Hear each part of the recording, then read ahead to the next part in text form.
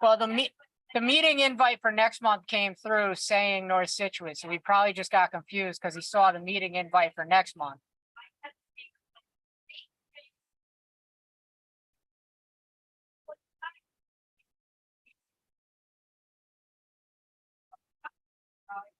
Oh, sorry.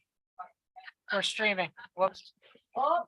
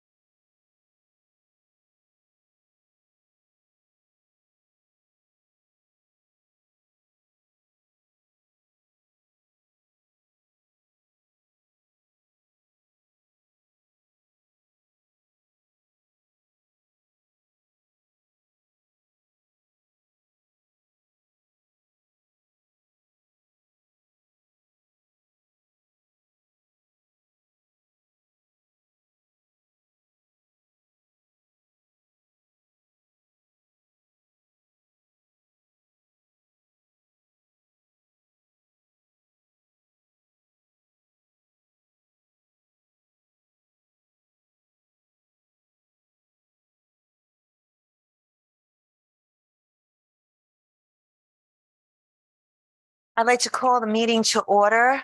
And the first order of business is a motion to convene into executive session. Do I have someone that can help give us a motion? I motion to convene into executive session to approve executive session minutes of September 5th, 2023 regarding Cato Field pursuant to Rhode Island General Laws 4246(5)(a)(2) and privacy of students in their records 4246(5)(a)(8) homeschool requests. Also approve executive session minutes of September 21st, 2023 Cato Field pursuant to Rhode Island General Laws 4246(5)(a)(2) and to review and to approve matters which relate to the privacy of students in the records pursuant to Rhode Island General Laws 4246(5)(a)(8) homeschooling requests. Update on Cato Field pursuant to Rhode Island General Laws 4246(5)(a)(2) mediation and STA contract TA regarding Article 17 teaching hours and teaching load, Section B pursuant Rhode Island General Laws 4246(5)(a)(2) collective bargaining. Do I have a second? Second. All those in favor? Aye. Okay.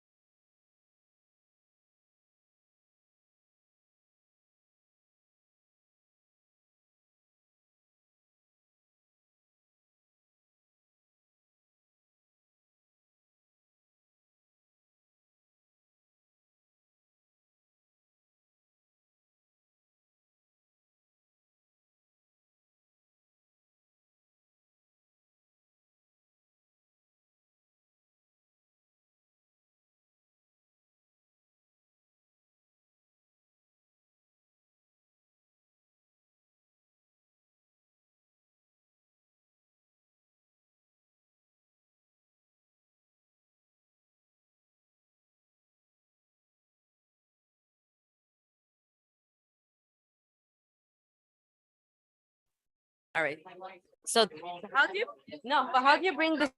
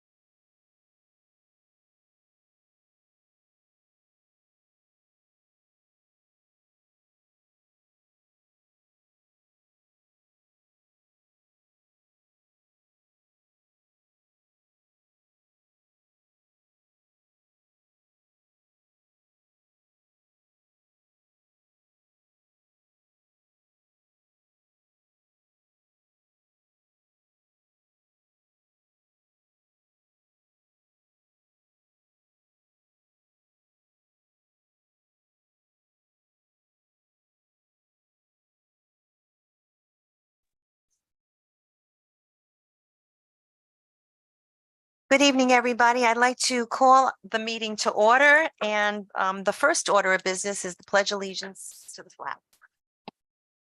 I pledge allegiance to the flag of the United States of America and to the republic for which it stands, one nation, under God, indivisible, with liberty and justice for all. So prior to this open session, we were in executive session. And we had 3 votes for minutes and some homeschooling requests. And then we had discussion on just the other items on the agenda. And I know our safety coordinator isn't here, but I think I should have been listening to where the exits are. I think they're all over. So is that correct? Yes. Okay. Okay, so we can check the safety box. I was wondering if we could have a motion to actually reorder the superintendent, a piece of the superintendent's report to the next agenda item, which is the celebration of Clayville. So I don't know if I'll make a motion to move item 4C, celebration at Clayville Blue Ribbon School, out of order to be the next on the agenda. My second.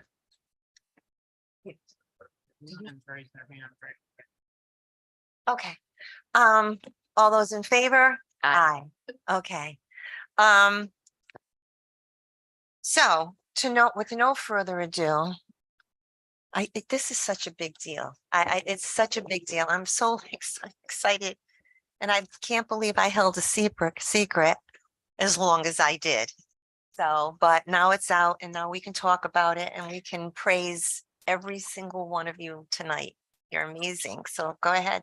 So we would like to formally announce with the school committee that Clayville has been recognized as a blue ribbon school. There are only 3 blue ribbon schools recognized here in Rhode Island. And we have recently, as of September 28th, received a letter from Miguel Cardona, the U.S. Secretary of Education, that I'd like to read to all of you.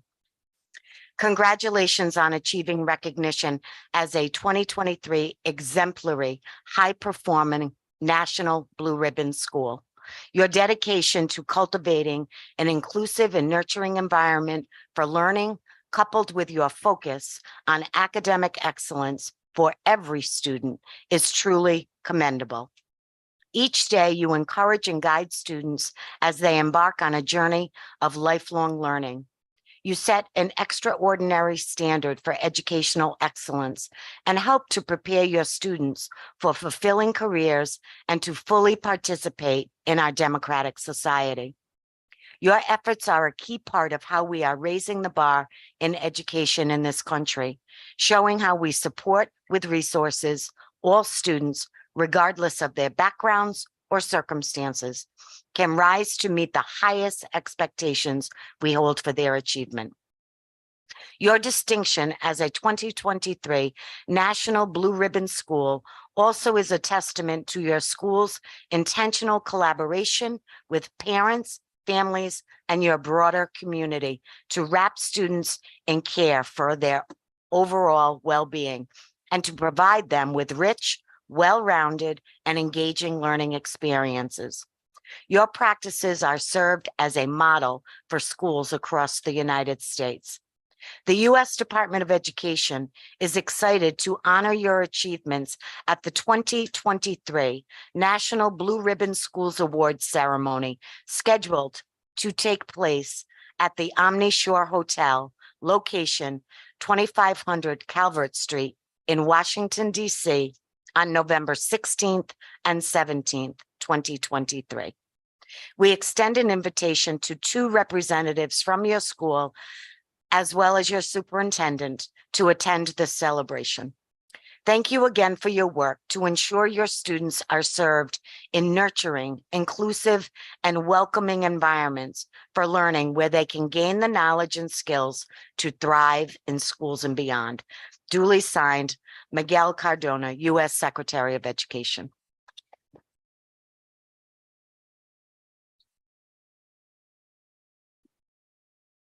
So I just wanted to say a few things. First and foremost, not one person can make that award happen. And it takes a good leader in a building. It takes amazing educators. And I know that we've said it, you can't have success unless you have an amazing educator in front of every student. And then the most important thing is the parents. You know, it's when you get all of those 3 things working together at high levels, you become blue ribbon. And I know tonight we're going to celebrate the people that are here. I see some of the teachers out there, and my heart is exploding. I'm so proud of you and the students. And but unfortunately, the leader of that building was that was in that building at the time that got us to this status has actually moved on to another district. But I did have her, the superintendent actually invited her tonight, and I actually did see Courtney Francis on here. So Courtney, show us your face and talk to us about what this means to you as a leader. And is it the second time that this has happened for her, or I'm not sure. So can you hear me, Courtney? Yeah, I can. Sorry, I hope Aha. yeah, hi. Courtney.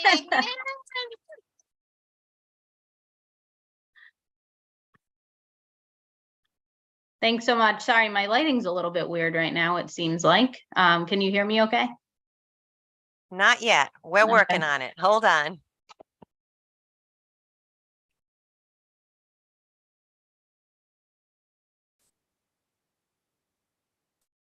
Go ahead, Courtney. Can you hear me okay? Wow. I don't know what that issue is. How about now? Does that help? Oh, yeah, hold on. boy. You sound like the Marshmallow Guys, isn't that what they sound? I don't know what they are, so. Potentially, that's where we're gonna go if we can't get that, but that's a good idea. Go ahead now. Can you hear me okay now? Yay! All right, great. Hi, everyone. Thanks so much for inviting me. Sorry I couldn't be there, but like I told Lori and others, my mom duties had to kind of win out tonight. So sorry about that. I wish I could be there to celebrate. My lighting's a little bit weird. It looks like I'm in the dark here, but my lights are on. Yeah, just I mean, more than anything, it's just a testament to the true team that's at Clayville. You know, as I've repeated countless times, they're second to none. Don't tell my current school I said that, but they really are. They're absolutely second to. Oh, there they are. Hi guys, nice to see you. Yeah, absolutely second to none. They're relentless work and dedication to kids and constantly doing what's best for kids it just shows through. And you know, we can see that through this blue ribbon celebration and award, but just visit any of their classrooms any day of the week and you'll see that, you know, that's where the hard work lies. Also, huge shout out to the kids who really are a wonderful group of kids. They work so hard, and that's why we get to have lots of fun with them, because they are such hard workers. And you know, the parents who were, I always said, were true partners in everything we did, and without their support, truly it wouldn't have been possible. So true, like you said, Carolyn, it's a real team effort, and I'm just really, really proud of that team. I know, you know, some of the partnerships that have formed there, like the MTSS lab school. I was just, you know, talking to the woman that runs that, and she was celebrating with all of you. So, you know, the whole state's cheering you guys on, and we're really proud of you. And it's a small school that packs a big punch. So congrats, guys. Really proud of you. Thank you, Courtney. It must be pretty gratifying to kind of look back and, you know, it's a legacy moment, at least at this point in time. But as a leader, you made your mark. You built a culture in that school that made teachers want to give everything they had towards those students. And it's still going. It's still an amazing, you built a community there, and that community is so incredible. And I'm just couldn't be more proud of them, our parents and our students. And again, and so grateful to you for your time that you were here and helped get the school where it is today. So I'm confident that our brand new principal, Sarah, is going to, is Sarah here? Oh, there you are, Sarah. Sarah, don't run out the door. I know that you're going to continue this hard work, and it's going to, and you're going to continue to make great things happen at that school. So, welcome again. I know that we saw you a meeting or so ago, but again, I know I'm going to get super corny, and I have to do it. But I have to give you a standing ovation. I do, because you're so worth it. So thank you. Come on, guys, let's go. Thank you so much.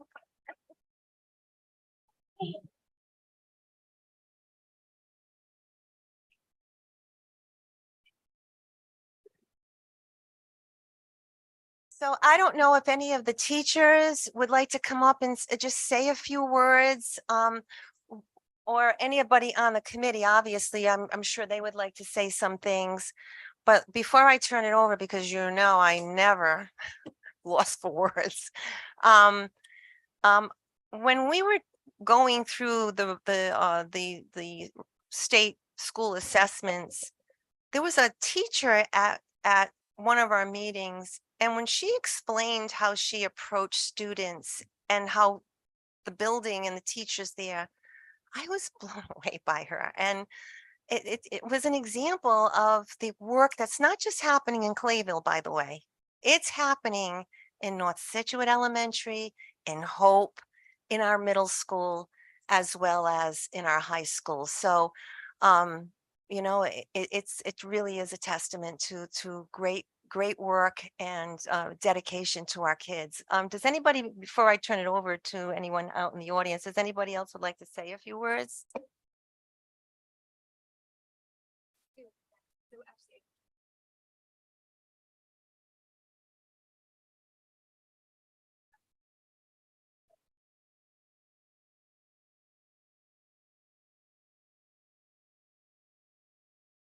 Is the switch up? There you go. Loud? Okay.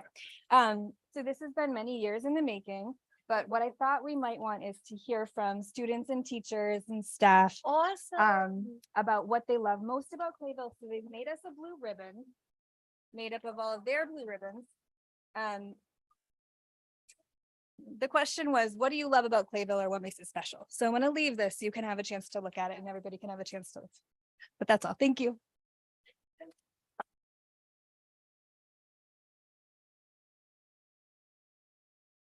Sarah, let's put it out so people can still, if they go out tonight, perfect. Is there anyone else that would like to say a few words about Clayville, or any parents, other teachers? I know you're out there, Abby. No pressure. Well, I do want to recognize, we do have 3 students that came with their parents this Oh. evening, so I think they did all the hard work. They So did. I'd just like to thank them for coming this evening. Fantastic. And also too, it's a fantastic place to work, and I couldn't ask for a better team to work with. Whether you're having your best day, your worst day, someone up here is going to support you, help you. And like I said, I couldn't ask for a better place to work and better kids to work with. Parents were fantastic too. The team effort is unbelievable. Through the So, roof. you know, thank you, Courtney, and Sarah.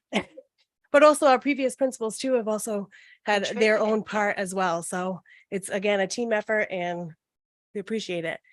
Hope everything's well in Broncoville.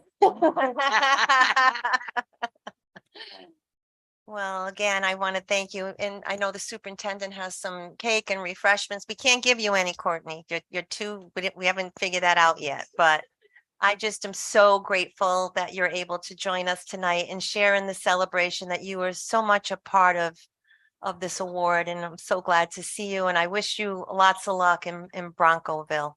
Thank you. No, I appreciate it. And I see Sawyer and Anthony and Francesca, so tell them I say hi, and they definitely did the hard work. So, Oh, okay. And Thank you that's- so much. yeah. Take care. All righty. Thanks. Have a good night. You too. Thank you, Alrighty. Courtney. So Alrighty. there is some cake. Yes. Do you want to? There's cake in the back of the room as with every Situate celebration, we have cake or cupcakes. So please help yourself. And I know you're not going to want to miss the most riveting part of the agenda. So you might want to get the cake now as we do the consent agenda, which is approving minutes and bills. So help yourself. So getting back to the order of our agenda, we are going to be moving to the approval of the consent agenda. And I would like to have a motion for the items on the consent agenda. I'll make a motion to approve the consent agenda to include the minutes of the regular session minutes for September 5th, 2023 and September 21st, 2023. And for the bills, well, the general fund bills of $874,411.92. Grant fund bills of $216,365.34. School food service funds for $10,141.87, and the Northwest Special Education for $1,438.80. Okay, do I have a second before I ask for discussion? Second. Is there any discussion? No, All those in favor? aye. Aye. Okay, thank you. Oh, actually, you had it on as a separate item. So we've already done the Clayville. Okay, so the next agenda item is Situate High School Music Band Chorus Field Trip to New York Broadway in May 2024. You actually have 4 high school field trips in a row, in So why front of don't you. I just take them all at once? if Yep, that'd be that's- great. The second one is the Situate High School field trip to the New England Laborers Union in Pomfret, Connecticut on October 18th. Situate High School field trip to Patriot Place, Foxborough, Mass on December 1. And the last field trip for consideration is the high school field trip to Body Worlds, Boston, Mass on December 13th. I'm not really sure what all of the instructional enrichment is here in some of these, but I don't know if you want to speak to them or if the committee are- has any questions. They are all connected to content and curriculum. The New England Okay. Laborers is connected Yeah, to the there'll be a CTE CTE programs. The Patriots place is connected to a content area. The band chorus is clearly Broadway Mhm. connected to that content, and the Okay. Body Works is science connected. Yeah. They are all connected and been reviewed to ensure connection to the content. And these are all aligned to the policies that we have. The on current the policy, current as the policy? Okay. policy gets changed before you, some of these you may not have to see in the future. Correct. But under the current policy, they're all aligned.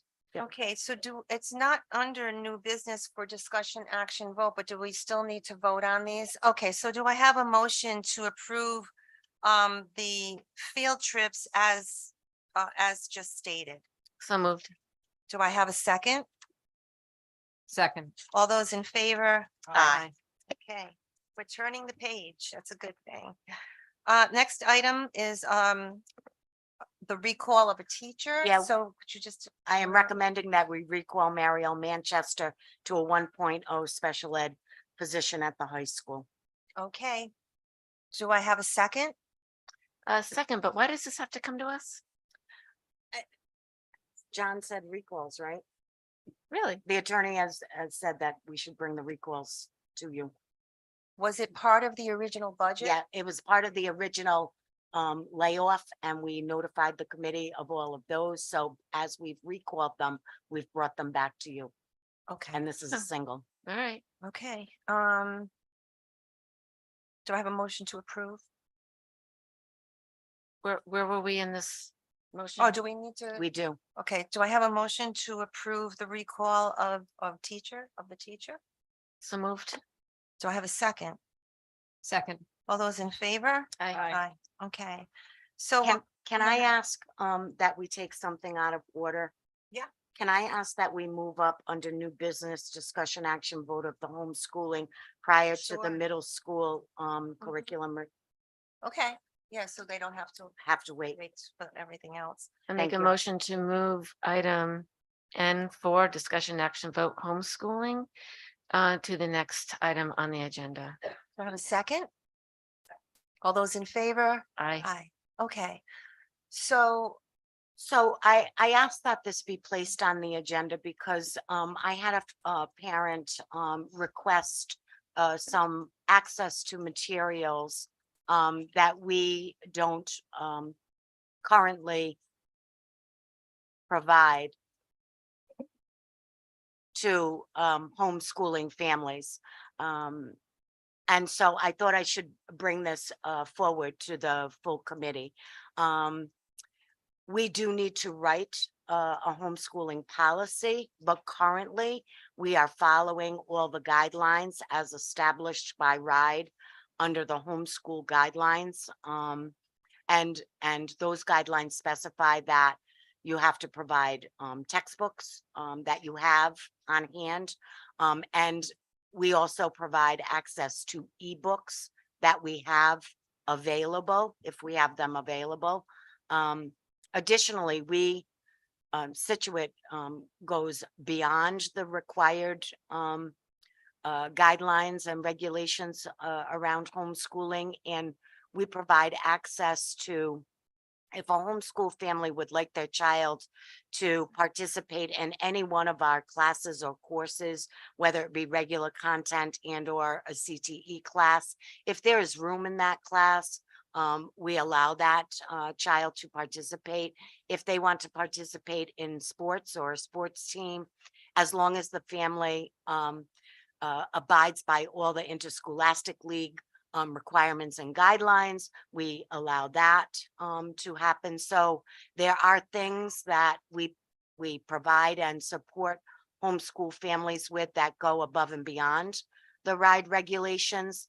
But we do not provide access to technology or technology programs. And there are some liabilities around providing access to those things. So we do not provide those at this time. So I asked that it be put on the agenda so I could make sure that the committee is aware of what our practice is. And should the committee in developing a policy choose to provide a different direction, that would be an opportunity for the committee to do that. I'd like just to remind everyone here tonight, both here in the media center as well as at home, that although we're not in public comment, when we're doing new business, anyone is welcome to come up and speak on any one of those issues. So I know that there was some chatter and some concerns, and we've heard from a parent or two. So if you'd like to come up and make a comment or ask us a question, we'd be more than happy to respond. Is there anybody here before we go to the Zoom family? Okay. Shayna Smith, go ahead. Okay, can you hear me? We kind of keep going. Okay. I can, Yeah, if I'm you can fine. just identify yourself, please. Thank you. Sure. Shayna Smith, Elmdale Road in Situate, Rhode Island. Is my feed coming through okay? You're loud and clear. Go ahead, Shane. Okay, perfect. Thank you so much for the superintendent for placing this on the agenda. I am the parent that had made the request for the access to technology. I think that one thing that I would like to see more so as the school committee moves forward is not necessarily making significant alterations to the existing policies. I think that a lot of homeschool families are aware of the laws and general statutes that exist through RIDE. But more so what I would request is that when the school committee does approve of a family's request to have their child homeschool for that year, that when the letter is sent home to those families, in addition to indicating the general statutes and the laws that are requested, that it also be noted that there are resources made available. For example, as Lori did indicate, not every town is required or has it in their policy that they allow homeschool children to participate in extracurricular activities, physical education, classes, field trips, things of that nature. And I do know that it's on a first come, first served basis. However, it would be nice just as a courtesy for those families to know that they do have the right to contact the superintendent's office, that is their liaison to make that request if they're interested in having their child participate at any public school district event, and maybe what that process would look like or should entail. Additionally, if there are set calendars that are set for the year for any of those opportunities, it would also be helpful to have those sorts of tools and materials at the discretion of the homeschoolers.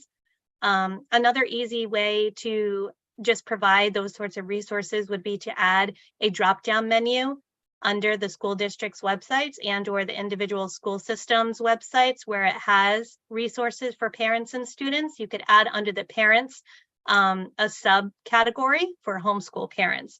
And again, I'm hoping that it's not going to cause any change in the overall culture of the homeschool community that's here in Situate. It is a great community. I think that what I was more so just looking for is just a little bit more collaboration and communication that it be, formed and know that I'm here personally as a supportive resource to help offset any information that may want to be disseminated to the homeschool community here in town. And if there is a policy subcommittee put in place, I would request that homeschool families be on that and not just a select few members of the school committee for input. Thank you. Shayna, all Yes. policy subcommittee meetings are posted and they're open to the public. You can attend any one of them at any point in time. You're welcome. And all of your comments about the calendars, all of that information is on the websites, both for the individual schools and for the district. So you have access to all that information, whether you're a Situate parent and have children in the district or just someone in the public. It's all available. Thank you. Are you referring to the approved school calendars with school days off and holidays? And additionally, the activities that happen at the buildings. Okay, great. Yep. Thank you. And I'm not sure if that's something that can be looked at sooner rather than later in terms of the new homeschool families that have put their requests in, to let them be made aware that textbooks and the ebooks are made available to them. I do know one parent had made that request who is an ongoing homeschool family, and they have not yet heard back. That may have since changed since this meeting, but again, it would be nice to just have those easily available so we don't have to keep bugging you guys. If you know of someone who is looking for books that we have, if you could ask them to contact me again, because I Sure. just looked at Patty and Patty looked at me, and neither one of us feel like we've seen any request from a parent. So please have them reach out again. Okay, great.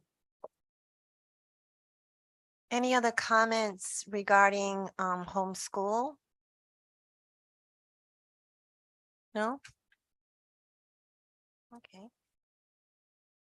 Then we shall go to the next agenda item, which is the Situate Middle School Annual We got Presentation. A late hand raise. Oh, I'm so sorry. Yep, go ahead.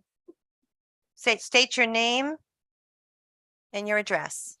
Hi, this is Desiree Martinelli from 62 Carew Drive. I'm sorry I can't be there in person. My kids were, but I fell ill yesterday and today. I just have a question about homeschooling. My children are not homeschooled. They're at Clayville. Just as far as, so I think the question I have is, I know that, so, and I'm so sorry, but my phone cut out a little bit in the beginning for Shayna. So homeschool students, we try to, I just want them to know too, from Clayville perspective, we try to also allow, we all have our PTO pages, which normally has all of the activities that we have going on. I know I have one for Clayville, and we have some of our homeschool families that are a part of that as well, and, you know, can join those groups. I know North Situate and Hope does too, especially if you're looking for all of the activities and everything like that. I guess my question is, in bringing, like, do they mean, like, I guess if we have assemblies and things like that, like how specific of the activities is it that they're looking for? And also, when I guess as a parent of a non-homeschooler, when a homeschooler child comes into the school, does the parent come with them, or is the disciplinary action supposed to then be on the staff of the school? I guess that's sort of a question that I have, just knowing again that like our school has been slightly short-staffed and things of that nature. So where does that sort of go when we're having students that are homeschooled come into the school for these activities? I mean, they're obviously more than welcome. I was just wondering it from that perspective. That is all. You want me to answer? So when children attend when homeschool children attend activities within the school, whatever the requirements are for students that are registered are the same requirements for the homeschool students. So just like moms or dads would not go to football practice with their kids, homeschool parents don't go to football practice with their kids. So if it's an activity where a parent is required to attend with their child, then the homeschool parent would be required to attend. If not, then they're not. Each activity the parent wants to participate in, they have to request individually and get permission, because it's based on if there is availability, you know, if there is room. So they have to put their request in based on what they would like to do. And that's how Okay. it's handled. Okay, thank you. Okay, if there's no other questions regarding homeschooling, we'll move on.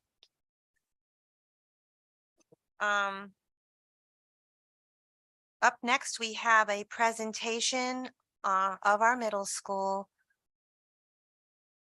Starting tonight, although it doesn't really look very different, we are going to be moving to different schools to hold these meetings. So we'll be, I think it's North Situate, and then we're going to Clayville. I don't know, but we're going to all of the different schools.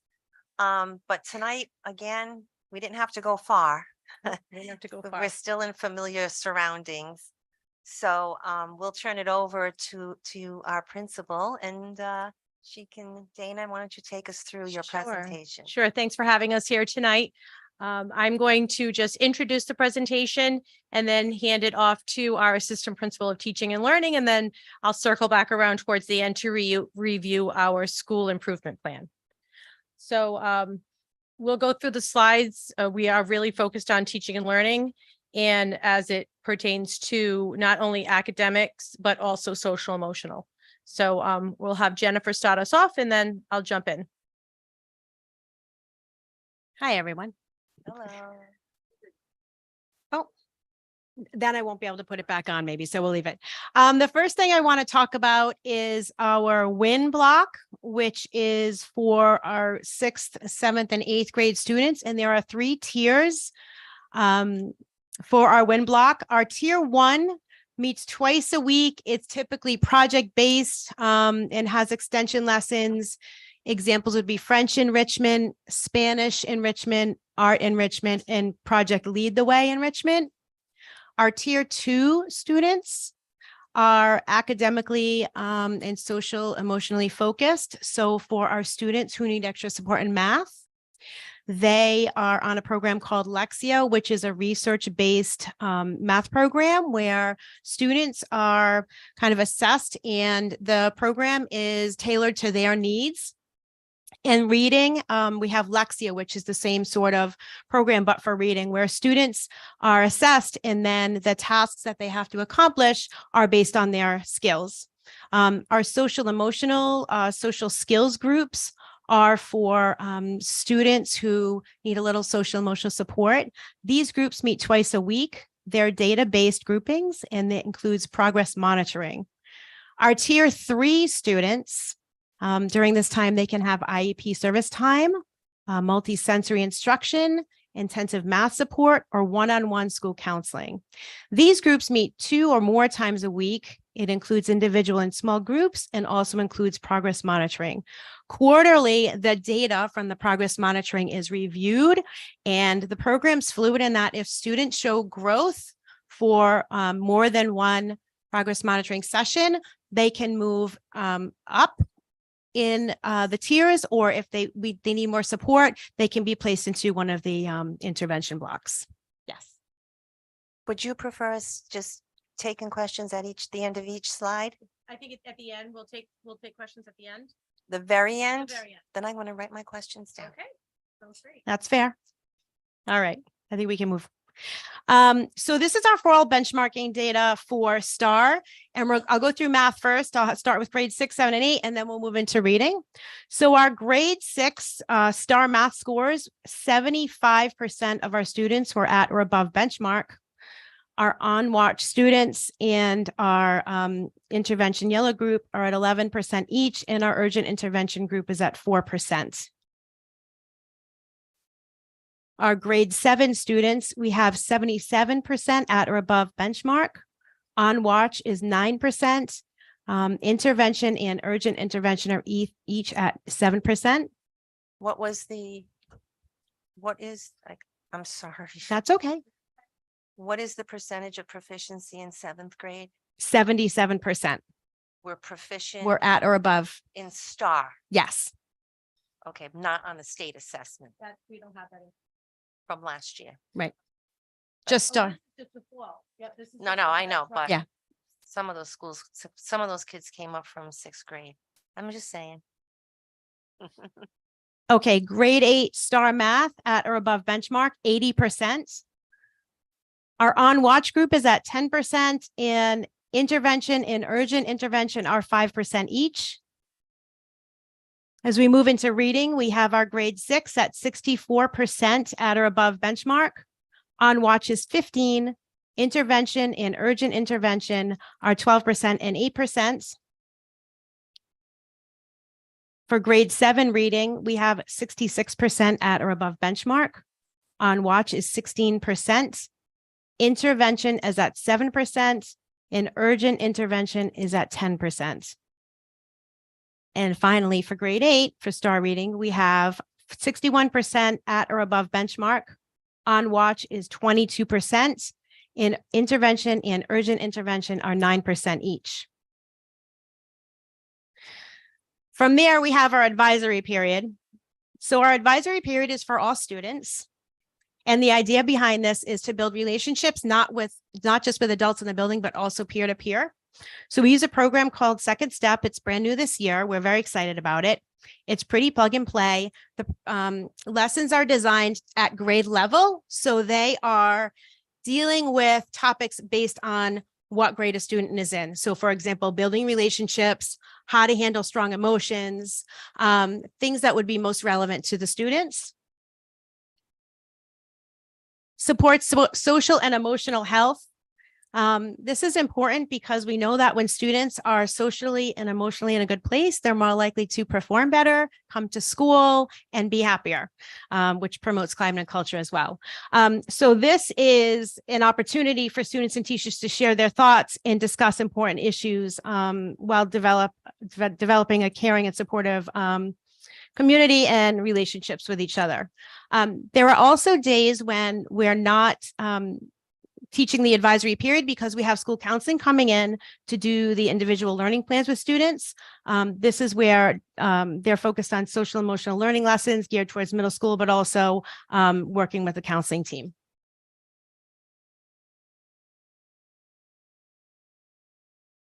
And then finally, for me anyway, we have the Academic Support Center. So after school, 3 times a week, we are, our plan is to have certified teachers in ELA, math, science, and social studies, as well as special education to support students. We're also working to try and get peer tutors there to work with students as well. The benefits of an after-school program are that it increases adult-student and peer-to-peer relationships. Students typically have improved social emotional skills, improved self-advocacy. Sometimes students don't want to advocate for themselves when they're in a big classroom, but they come after school, they're more comfortable and they can have those conversations and get some more personalized support. There are fewer achievement gaps for students who come after school and lower rates of chronic absenteeism. Great. So next up is our school improvement plan at a glance. Our school improvement plan was aligned with our district strategic plan. So all our priorities are aligned to the same ones that are in the strategic plan. So this is the at a glance, it's a lengthier document. It's available for full review, and we can go ahead and add links to that once we have our district strategic plan approved. Then we'll go ahead and post the links for our improvement plans. So the school improvement plan at a glance, which starts off with a needs assessment.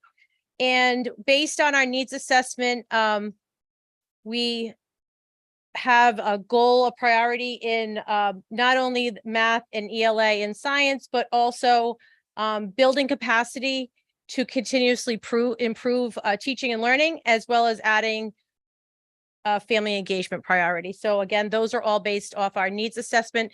It was dovetailed off of the strategic planning work that we did last year with CLE.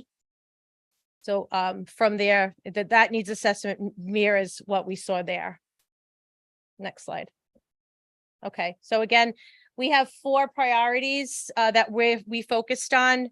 We developed these 4 priorities based on our needs assessment. And they're for reading, math, science, and family engagement. And those numbers carry throughout the whole plan. So that's how they're marked, but we'll see them again through when we move on to the other slides. But priority 1 is always math, 2 is always ELA, 3 is in science, and 4 is family engagement. And so each goal, and we wrote these with the curriculum director last year with our entire faculty, and we did our root cause analysis together, and this is what we developed. So our goal, and these have already been submitted and approved with RIDE.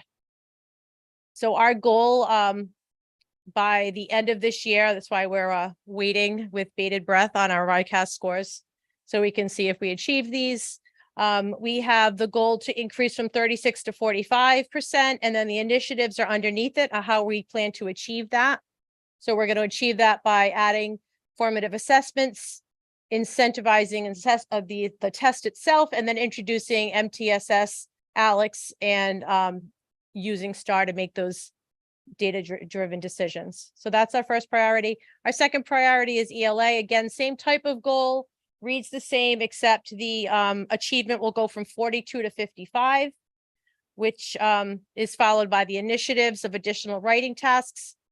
Again, incentivizing the assessment, and then adding in the Lexia and STAR. That first initiative, Jen Goff has been working with the ELA department to coordinate those writing tasks, as well as launching the rollout of No Red Ink, which is our new ELA platform we're using in addition to ARC. Next slide. So science achievement, last year was our second year of Amplify, second year of Amplify. And when we did the root cause analysis, we realized there was no PD provided basically with the Amplify. And when that was rolled out a few years ago, so we backtracked and added PD for the teachers for that science curriculum, because it is all green on ed reports.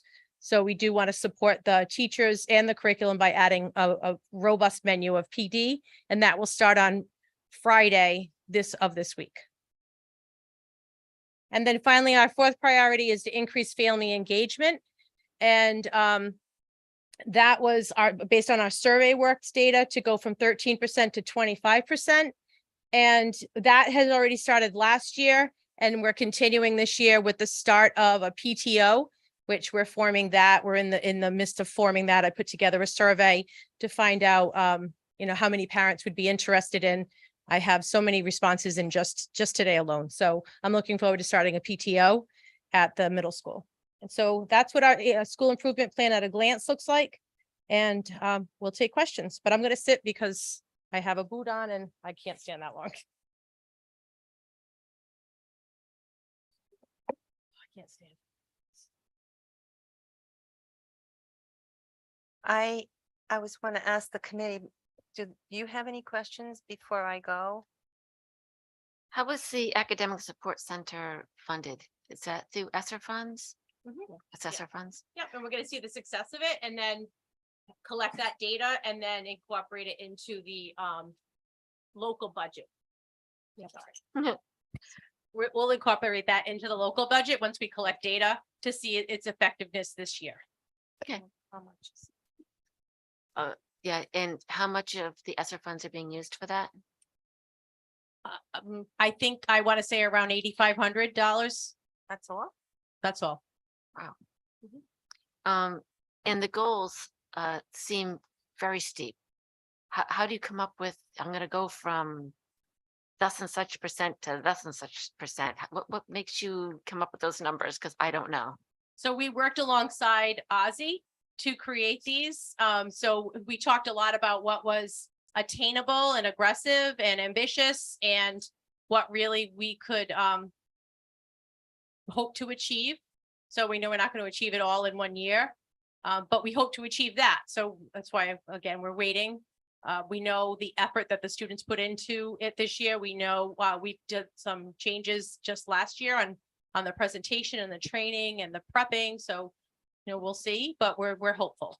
Our survey work's already increased. So we know we're moving in the right direction, and our STAR data, I'm happy with our fall scores. We just have to see what the RICAS looks like when they come out. I was just wondering, like, how do you not set yourself up for failure, but not make it so easy that it's not meaningful? That sweet spot, right? Is that where Ozzy comes in? That's where Ozzy comes in. And just my last comment is, to have a PTO for the middle school, I don't know why it's not happened since like my kids were in middle school and they're all in their 30s. It's just a tricky transition where parents kind of like, woof, you're off on your own. Or they were, but to have interest is encouraging. I have a lot of interest. That's So great. I'm excited. Good for you. Now Carolyn's gonna talk numbers. I'm sure. Carol, excuse me. What steps are we gonna take? Most of the students that need the help need to go to the after-school programs. Like, what if they don't show up? What steps are we gonna take? Are we gonna reach out to the parents? Are we gonna hold the kids? So typically we send a letter home and then we do follow-up phone calls and we also we send electronic correspondence. So we reach out to them in 3 different ways and we encourage students to stay. Unfortunately, obviously we can't make them stay, but we let the families know and then we get a firm yes or no, whether or not they can show up. It's also open to any other student who feels like they need extra support to come. So we're going to start with that and see where we are. So this, and just to follow up what Jen was saying, this was really in response to eliminating department night.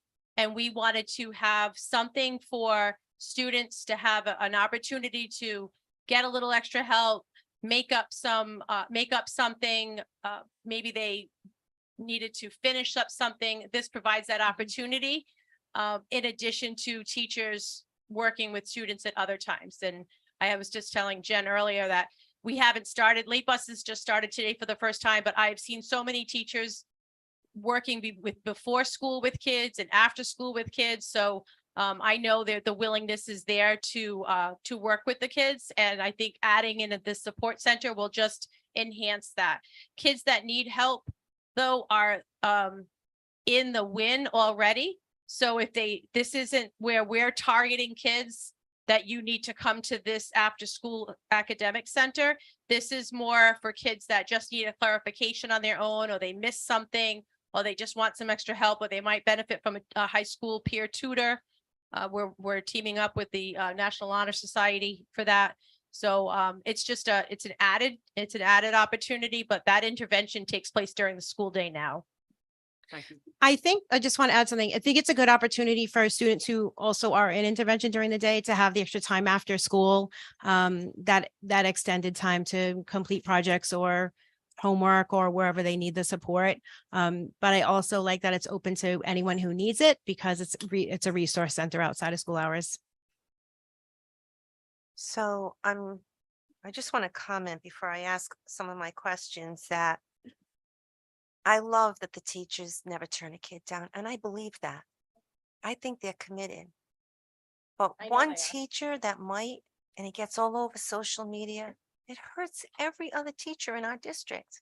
And it was, that Situate page has 6,000 Situate followers, and I just, it's disheartening. It probably wasn't even true, but it's disheartening because it doesn't show what every teacher in the trench is doing every single day for these kids, So I'm glad that you brought that up. I'm glad you put a shout out to them. So here comes my questions. On tier 3, Yes. you have intensive math support. Where is the intensive ELA support? So the students in tier 3 are getting intensive math and ELA support.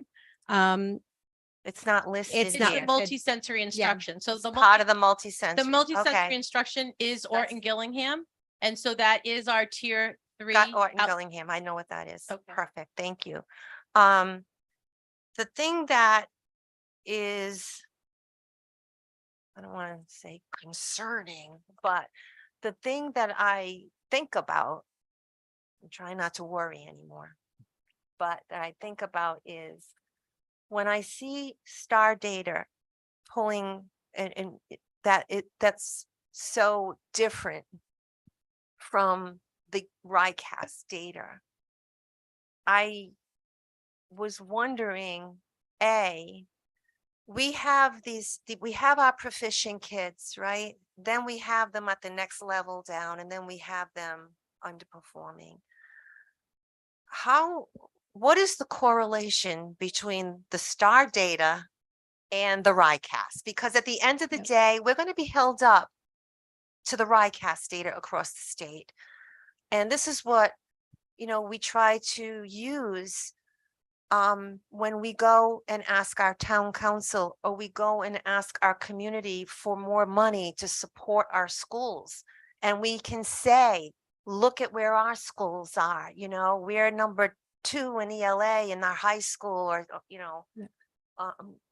or 4 stars. I know that they did away with that system last year. I don't know if it's coming back, but I don't want teachers to be solely reliant on STAR data and lose their due diligence on what is not being taught at a higher bar in order for us to do well on RICAS. Yep. Ozzy, you're shaking your head. Is that the right question? Yep, so I agree, and so this is just a screener. And it's just 3 times a year. It's not meant to be a summative assessment. It's not meant to provide that kind of information. There is a dashboard as part of STAR where it will project a correlation between Oh, it does. this and the percent meeting proficiency on the state high stakes testing. Once I get that RICAS information, I'll be able to share that correlation. I'm curious to see how closely it was. correlates, and I don't know that yet. I know what it says on our dashboard, but until I see the RICAS, I want to see how closely Renaissance hits it. They project what they think it will Yeah, I be, like it. Yeah. but I don't know what it will look like in real life. One And thing- when we, I'm can sorry, I Lydia. just, when we dig deep into that data, when we get we have the individual student scores, but we don't have the cut scores. And so we don't have the data that we need from RICAS to really do that deep dive. But once we start to do that, we may begin to have conversations about changing our STAR cut scores and cutoffs so that we further capture more kids. But until we can do that dig, we won't know where to adjust the next cutoff for STAR. So we can always change cut scores. We go with what STAR recommends, which it is a low bar. But until we have more longitudinal data on the correlation on how closely Renaissance can project between their scores and what kids come in at, that's a different kind of decision, like to change cut scores. We just don't have enough of that data. So what I was hoping, and I don't know if, and I was, again, I was blown away by some of the work that was kind of just she was at that Clayville conversation.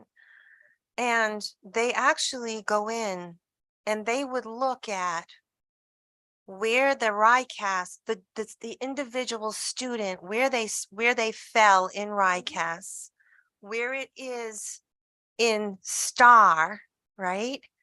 And then differentiate the instruction to those students or obviously they would potentially group them together or whatever and understand the learning gaps, right? What is going on with the learning gaps? Is that just the after school? And how do we know? And I'm not sure, I know it was big discussion on common planning time, when we were negotiating the last contract. Where does that data discussion happen with our teachers, our educators, and how do we know that they are living and breathing the data of their students? So that just looking happens at at me. different times. So that happens during common planning time. We have it 3 days a week with them. There's an agenda thanks to Ozzy streamlining that process across the entire district. So that happens during common planning time. It also happens on the monthly department night meeting where we're actually looking at student data. And as far as triangulating the data that you're talking about, RICAS and STAR, those different data points were used to, 1, identify kids for a summer program, and 2, identify kids going into WIN.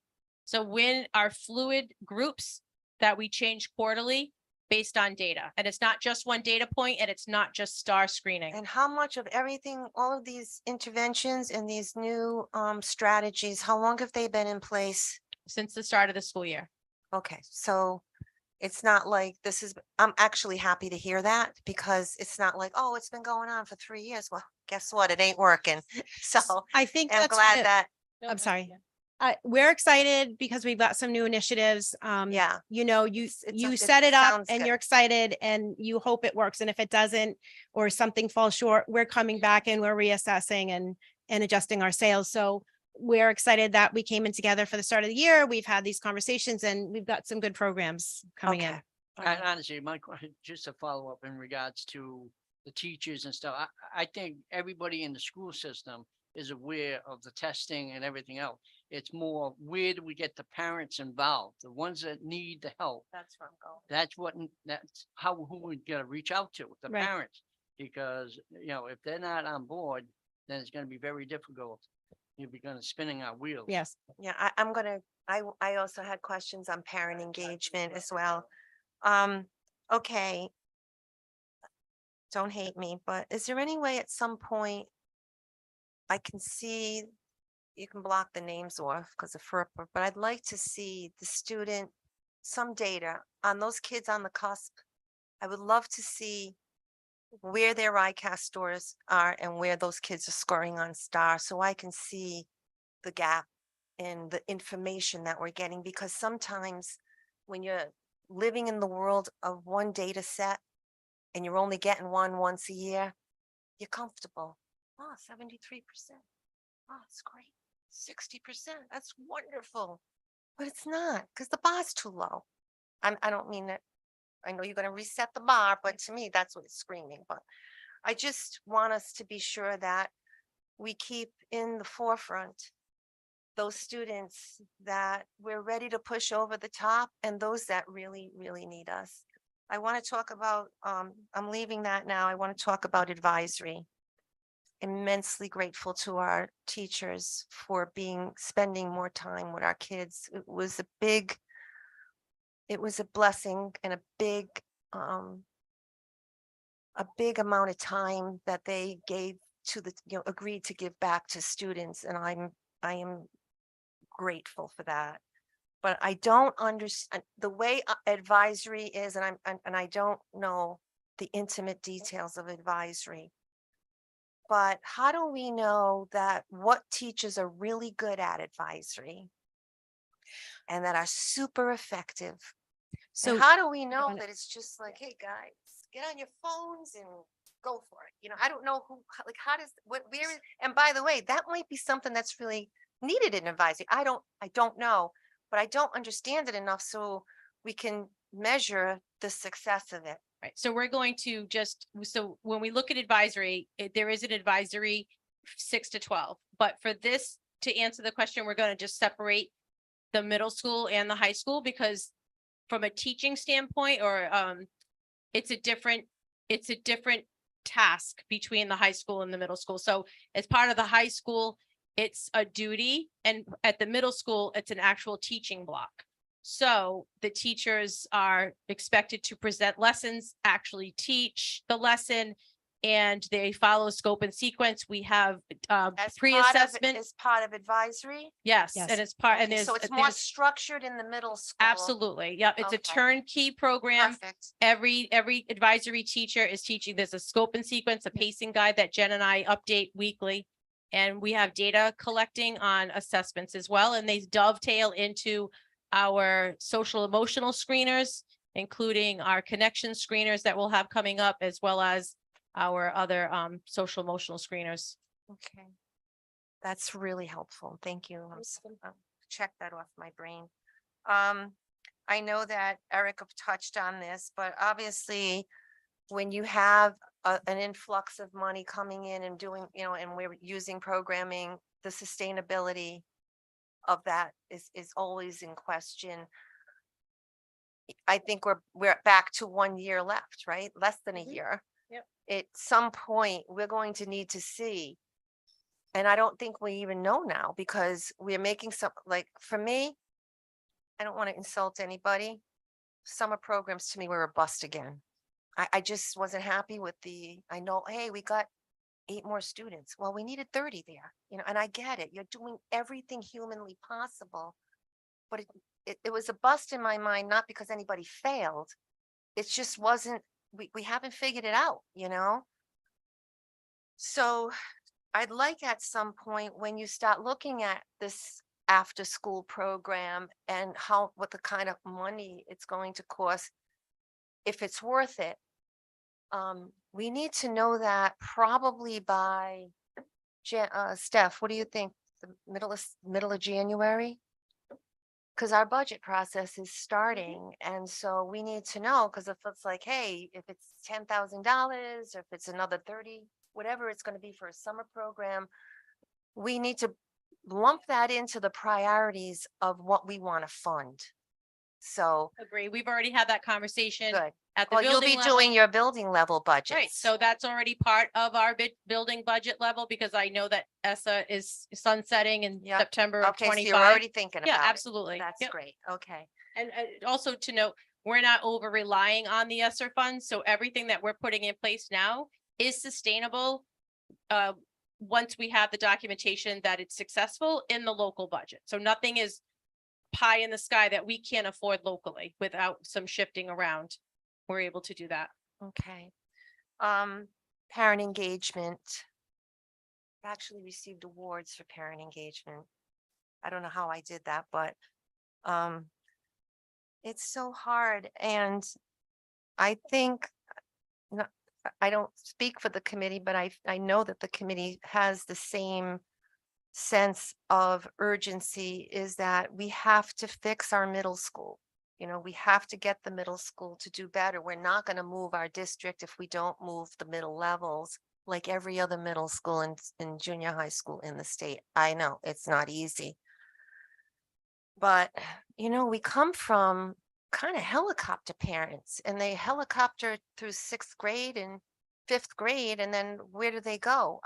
And when I think of parent engagement, it's not just Survey Works. That's just one indicator, right? Or is it Survey Works, the questions that are within Survey Works that you were talking about within Yes, Survey Works? it's the questions within Survey Not Works. not the amount of No. parents that no. actually responded. Mm-mm. I think And it drops off, Carolyn, because we don't provide a vehicle for them, a place where they can. Like the PTA. Like the PTO or the PTA at the elementary level. There isn't one at the middle school. And the high schoolers have the And boosters. they have the boosters. So I've been partnering with other middle schools to find out what's That successful. was my next question. And so that's why I created the PTO survey, and I found a link on PTO today and shared that out. And I already have I think last time I checked, I had 15 parents that are ready to start start a PTO. So from writing a that's mission huge. to, Okay. securing a tax ID, getting, Mhm. getting everything in line for a real On top PTO. of everything else you could do, right? Okay, but I was gonna say, have you reached out to other middle schools that have had some successes? And it looks like look at you ahead of the game over here. One last thing. I know that you talk a little bit about how we're going to close some of the gaps with MTSS. What's the timeline on that? Where are we with MTSS in the middle school? So we And have what's our your plan, Jen, on that? MTSS forms.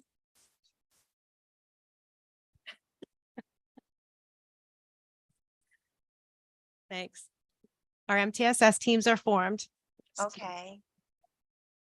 Because that's it's good to have it on a slide, but is it happening? It's definitely happening.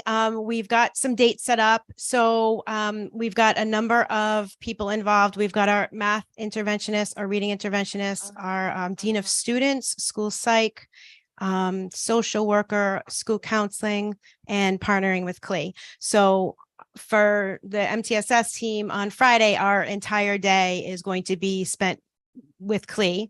And the MTSS team will get to work on Okay. looking at data. Did we hire a consultant for MTSS, or is that?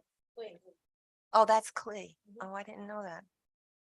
Is that a person or is that a company? Organization. It's the organization that helps support the school improvement, No, it the was short for the school district Cleopatra. plan. Okay.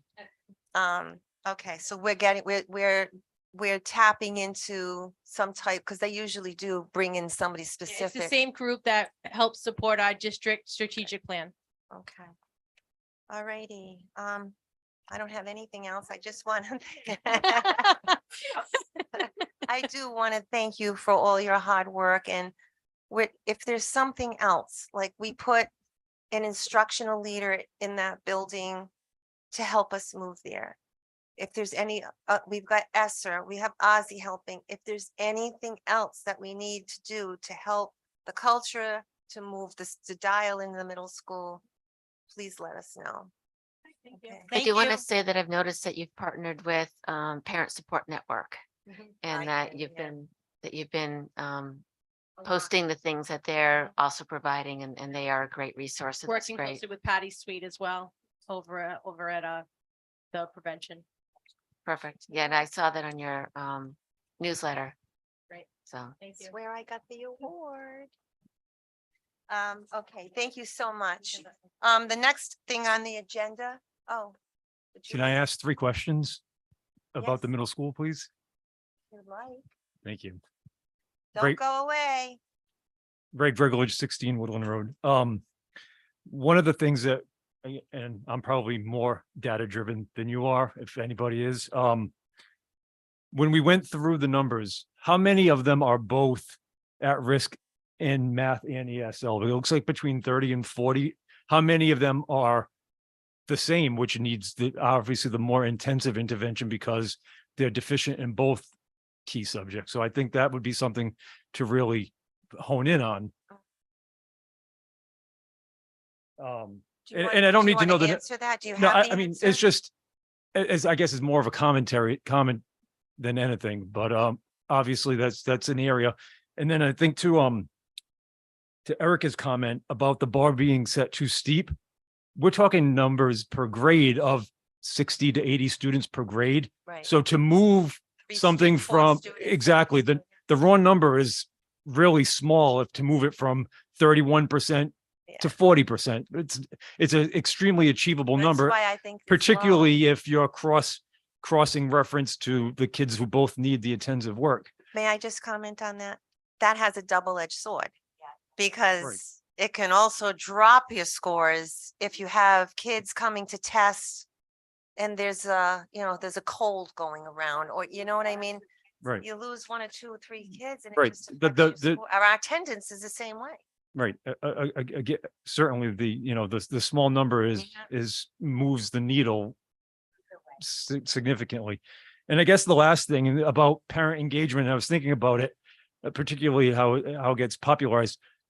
I think we might have more engagement with parents if they felt, I bet there's a lot of parents out there who don't feel qualified to help their kids in subject matters, particularly when you get to the middle school and maybe they had one class or whatever. And I think if there were seminars after school at night, so when the parents go home from work and you kind of gave them an idea of what you're teaching in geology or whatever, that way they feel like they can get involved in their kids' academics. And we're having those conversations as we speak about ways that we can create opportunities to bring parents in and share with them the content curriculum so that they can support their children at home.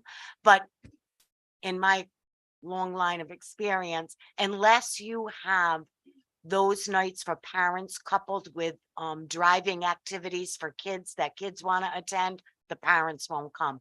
It is those Right. kid activities that will drag those parents in and they will Right. come. Right. So you we're can- talking about ways to do that. Right. Pair it with a school dance. So while the kids are dancing, you're having a coffee hour and teaching them about what we're teaching in Or an math. ice cream social. For Right. some reason, ice cream draws everybody. I don't know what it is. All right, we have a hand raised on Zoom. Kelly, go ahead. Say your name and address. Hi, Kelly Cool is here, 37 Lane. Thanks so much for letting me speak.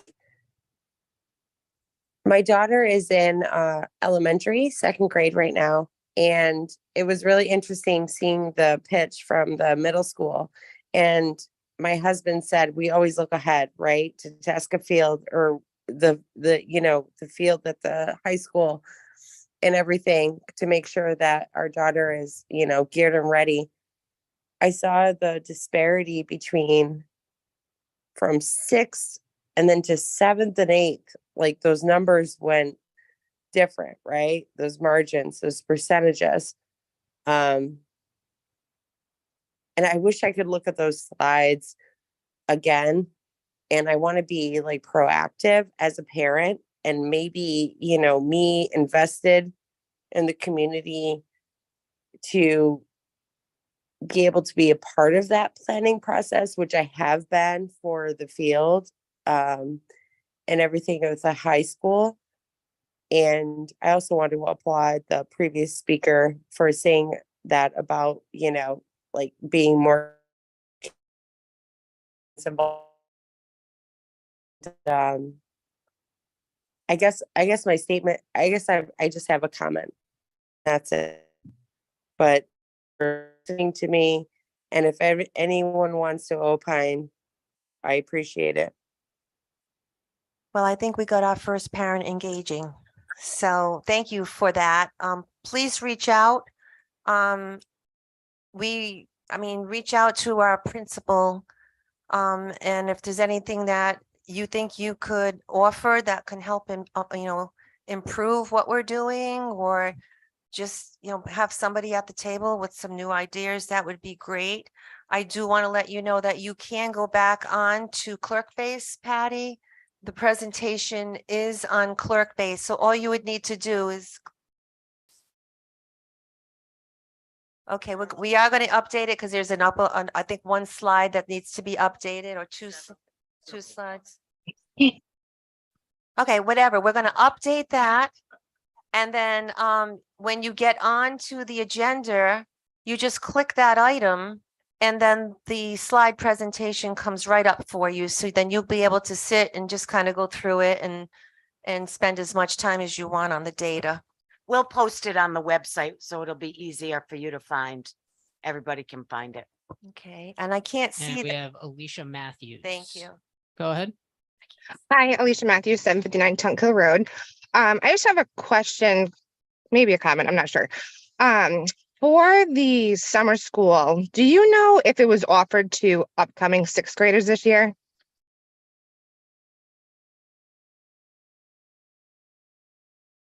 Hi. Hi. The program was designed for the grades 6, 7, and 8 students who were already at the middle school for consistency. So the 5th graders did not necessarily have the chance to come to the 6th grade summer school, or it wasn't summer school, the summer program. Okay.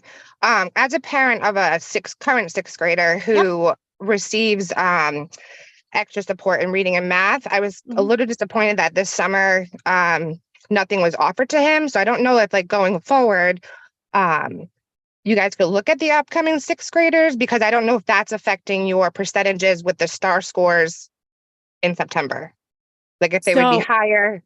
So moving forward, when we consider the summer program, and we talked about this last year, we plan to go back and look at the grade 5 scores. So they can be included if they want to be. Part of it was the transition piece from going to the elementary school to the middle school over the summer into a strange building with the older kids. So that's something that we're talking about for next year as a possible change. Perfect. Yeah. And, I'd be willing to help if you need parents, or I'm not sure, just trying to like kind of figure that out, because I know my son struggles. So any extra support this summer would have been helpful. And I just hope that, like, not receiving that, because he's received it in past years, like, I hope that didn't affect the STAR scores being lower in September when maybe they could have been higher for just students in general. That's all. I think you bring up a valid point. And I apologize that happened. So I would welcome further conversation to help in planning. Sure. Yeah. Just let me know. Dana knows where to reach me. So Jen, can I just ask a follow-up question? Yep. So I'm a parent of a fifth grader. Yes. Who's got a learning gap in math and science. Where did I go last summer? Yeah. They went El- nowhere? Why no. would they go nowhere? Elementary schools ran programs. Right. That's So what I'm saying. Did so they go they to the would- elementary? So school? that would be a question to direct to the Yes. elementary level because we provided programming for current. So they went somewhere. Well, I'll defer to Ozzy on that because we only program for our current sixth, seventh and eighth graders. Including jump the back eighth in. graders going on to high school. So what You fifth- got your eighth graders that are going into ninths. So why wouldn't we do that with the fifth grader? That that's an elementary question that you'd have to ask the elementary Okay. administrators or Ozzy, what the plan Ozzy was is- for fifth Is grade. that your understanding, Ozzy?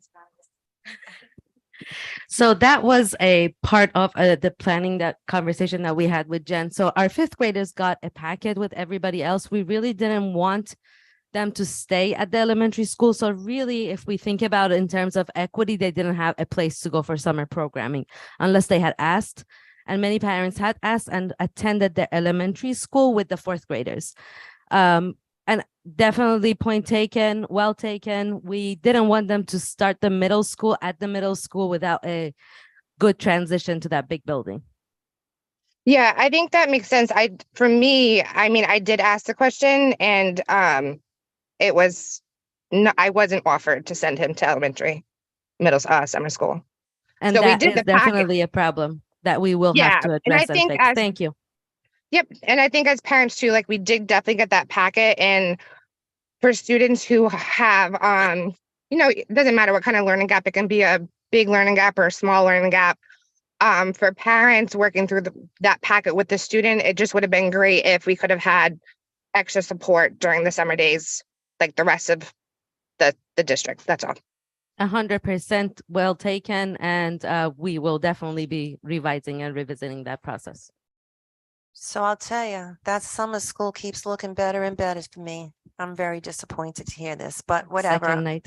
I know that we're not going to kill the messenger because you were here about 30 seconds, for this programming, but I don't like it when kids fall through the cracks like that. It bothers me so much, but we're going to fix it. One other thing I want to talk a little bit about on the summer program is it came up. Jen, where'd you go? There you are. I think we have to be sure that we get out there earlier in March, because somebody came up, I don't know if it was Ray or someone else, that said we have to be at least be aware that these parents need daycare. Like when they drop their kids off in the morning, they go to work, they have a plan for that child until 2:30, 3 o'clock in the afternoon. We have to run a program that it's almost seamless when they're going. So I'm hoping that also was something that I think was brought up, and that I don't want you to forget about that. Okay.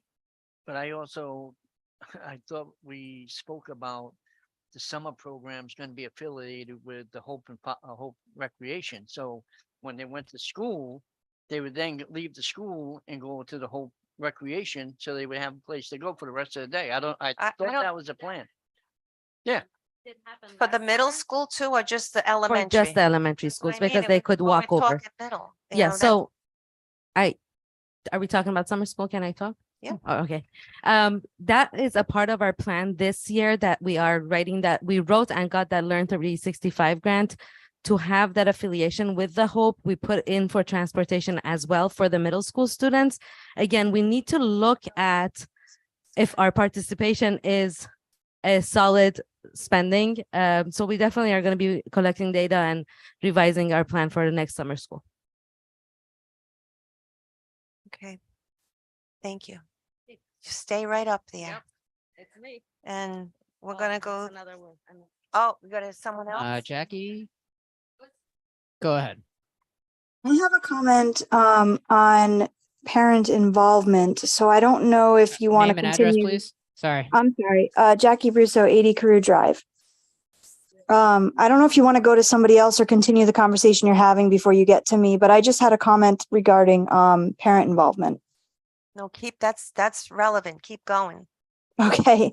One thing I just wanted to mention, I'm currently homeschooling, but when my kids were in school, one issue that I had was knowing what they were learning. So there was never really a communication other than a random homework sheet of what my kids were learning in school. So I think if you want more parent involvement, informing the parents of what the child is actually learning so that the parent can also help the child, in my opinion, would be really helpful. That's all I wanted to say. Well, that's really a good point. Thank you.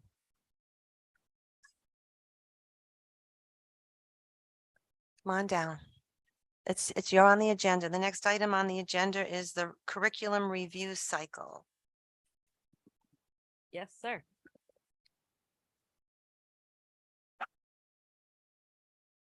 So I think it was Jackie, the last parent that spoke, and definitely I was going to just start with that because one of the biggest parts of my job is really to curate what the teachers are doing in what sequence.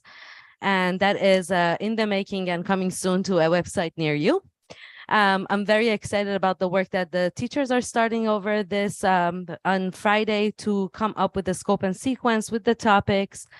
And hopefully we're going to build on that to make it with resources and links.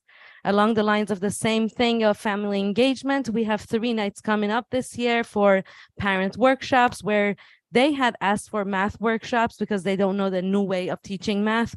So we will have make and take kits with their students with manipulatives that they haven't used. I never used them. Even as a math teacher, I never used them.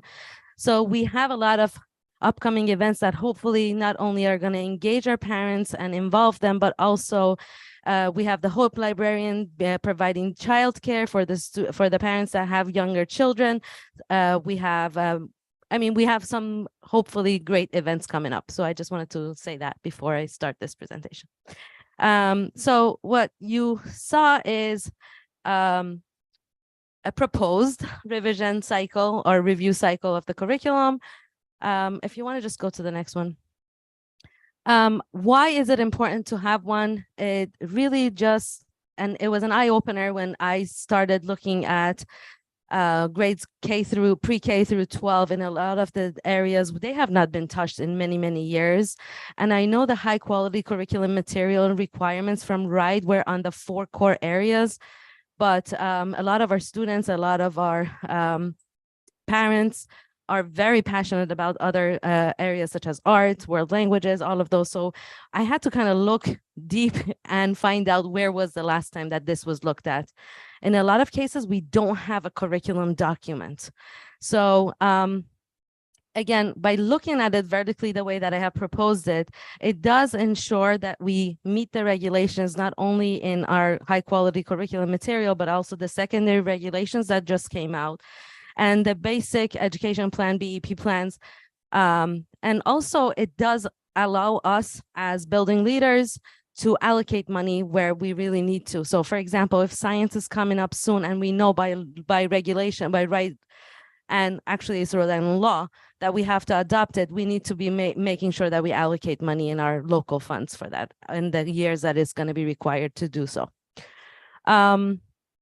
And then the professional learning, as Dana was talking about, Amplify Science, again, it does give us a view of what we need to be focusing on and allocating funds for. So the way I arranged this table, that was an Excel sheet. So I just took a screenshot of that. And really, if I wanted to look at this year without looking back, I would have shown you from the 22-23 column on. But I wanted to kind of give you a little bit of a background on what I found. And again, thanks to all the teachers and teacher leaders that provided me with that information because I wasn't here for those years. But with the cycle, I gave a lot of the new requirements that are upcoming at year 0 so that we can research and not jump into any decisions without actually, because we have time. I gave a year 0, but the first year we're going to either write, adopt, or pilot a program. Then the improvement cycle is usually you implement and you monitor, and the next 3 years you adjust the plan. And then the last year you assess and plan to move forward, which is continue in my next slide, or you're going to just adopt a new curriculum. Yes.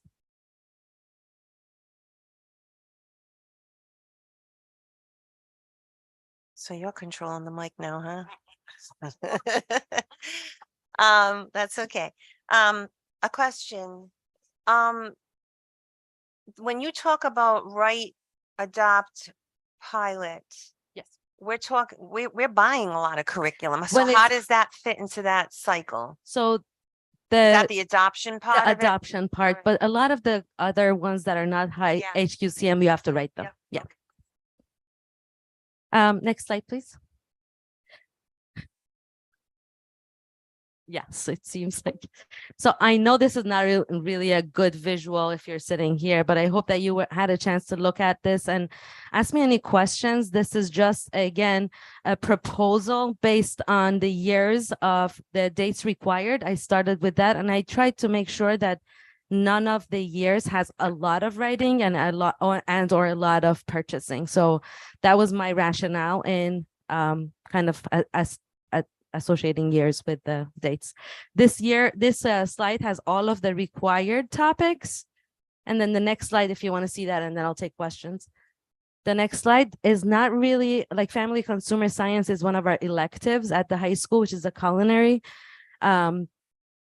That I put that here because it's not a whole core content with a lot of K through 12. Social emotional, I added here.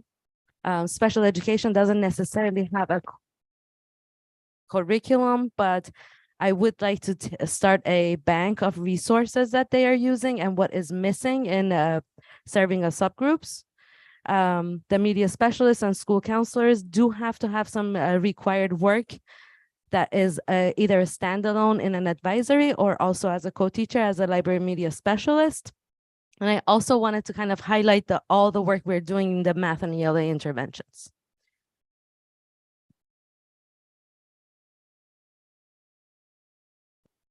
This is a great chart. But something happened when we were talking about science curriculum. And we purchased the new science curriculum finally a year ago, right? But for the life of me, how do we not coordinate that with professional development for our teachers? Like, it's giving teachers a tool, but not showing them how to use it. And so is this cycle, you can have the chart, you can say, I'm going to revisit this, but how do we know we're doing a deeper dive to make sure that the teachers get what they need so they can be super effective in delivering that instruction and that curriculum in the classroom? Because it really, again, we are only as good as our educators. And so if we can not only buy the tool and adopt a tool, but it's the implementation of that. And that's what I was going to ask you about. Like, talk to me about the science and then talk to me about what the plan is for addressing all those within this cycle. So in the slide that I had say, why is it important? It's all those three that go hand in hand. It's not just buying a packet. It's really goes hand in hand with resources, materials, PD. And again, I think afterthought is what happens sometimes in a lot of LEAs that, I've been a part of. To me, it's an organizer for all of us.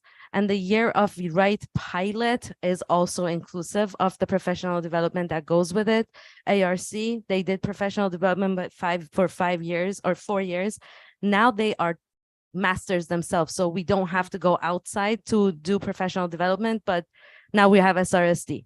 So there is ongoing professional learning that I wanted to be targeted to teachers so that they don't feel overwhelmed with doing 5 different things. Ozzy, do we roll out curriculum like a new science curriculum without piloting it or giving them any type of instruction or professional development and how they need to be and how to actually deliver it? So that and our educators are bright and they've been through a lot of curriculum, but again, it's not just handing them, here's your new curriculum. And the intent is never to do that. I think at the middle school, from what I heard, they did try it out. They liked it. And there was only one green lit curriculum material at the time, and they adopted it and purchased it, and they like it now. But again, I think in 2 years when we have to have a K through 12, that's a good opportunity for all of us to do a curriculum that may be a better fit to the second, Yeah, to and I high think school. it's like, oh, it's in the budget. We bought this new science curriculum, so I think the school, some people on the school committee would say, great, we're going to see great increases in those scores, but it's got to be the whole package or it's not going to work. 100%. Do I have another slide? Kazi, I have a quick question for you. Sure. So I feel stupid. Never. So let's just take science because it's at the very top. Yep. Is this for the entire district? So that's a great question.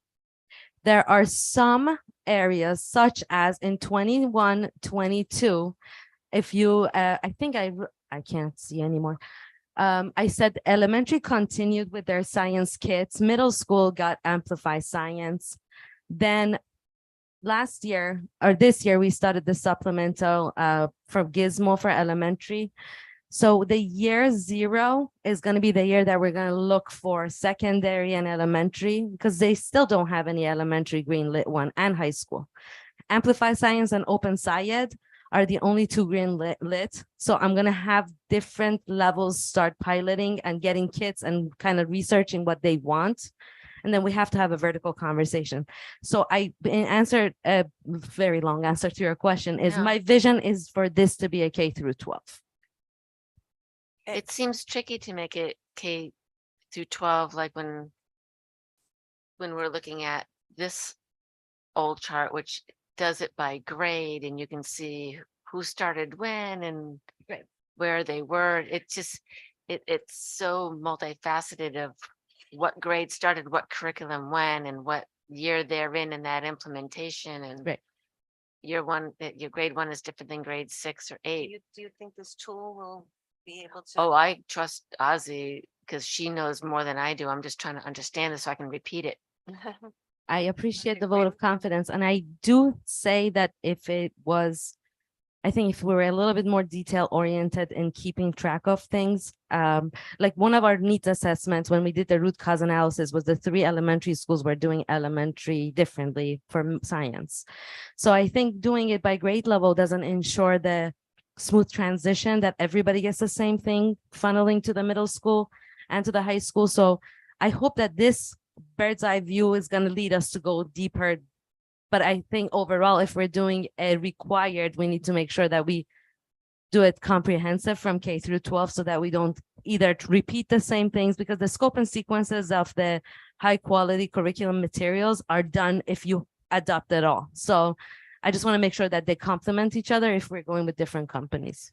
What is RIDE, the Department of Education's position on the green lit curriculum for science? Because they put out a The requirement. requirement. Did you say something to me? No. I talked to them with Mike Hassel about this. Oh, did you? Yep. And off the record, they said they're going to be extending it 1 more year because the companies can't do it as fast as they had anticipated because But they they're had still gonna promised put 4. that assessment out there, aren't they? Right. Oh, yeah. Okay. Just checking. I just feel bad for the teachers again because it's good. And the kids. Do you want to go to the last slide, please? But you know what? It's good to hear this because we didn't understand the sequencing on what our expectations are here but we're not really sure what was happening underneath all of it. So we have to be more realistic with those expectations until the curriculum will catch up. Especially for science, I definitely, Especially for yes. This is a kind of, it gives you the first column of the 23-24, and it is our action steps of what we need to focus on this year. And a lot of that is underway. And world language and art are the 2 that we are going to be working to revise our curriculum this year. I'm glad we have somebody full-time and dedicated on this work across all grades because it's the most important work. Yeah, Really I've is. never seen work like this brought to the district. Never. Thank you. And thank you, Lori, for working with Ozzy. to make this happen. Disappointment. I'm glad this was not a disappointment, Kat. I've lost sleep over that. Don't take it personal. I told you it had nothing to do with the summer school, but I have to say what I think, no? But anyway, no, you're doing amazing work. Our, Thank you. our leaders are doing amazing work. Absolutely. There are some things that are just, they're just really hard to crack, you Yep. know, and but we'll get there. Yes. You know, I'm confident that we will. I think we got the right people in the right places.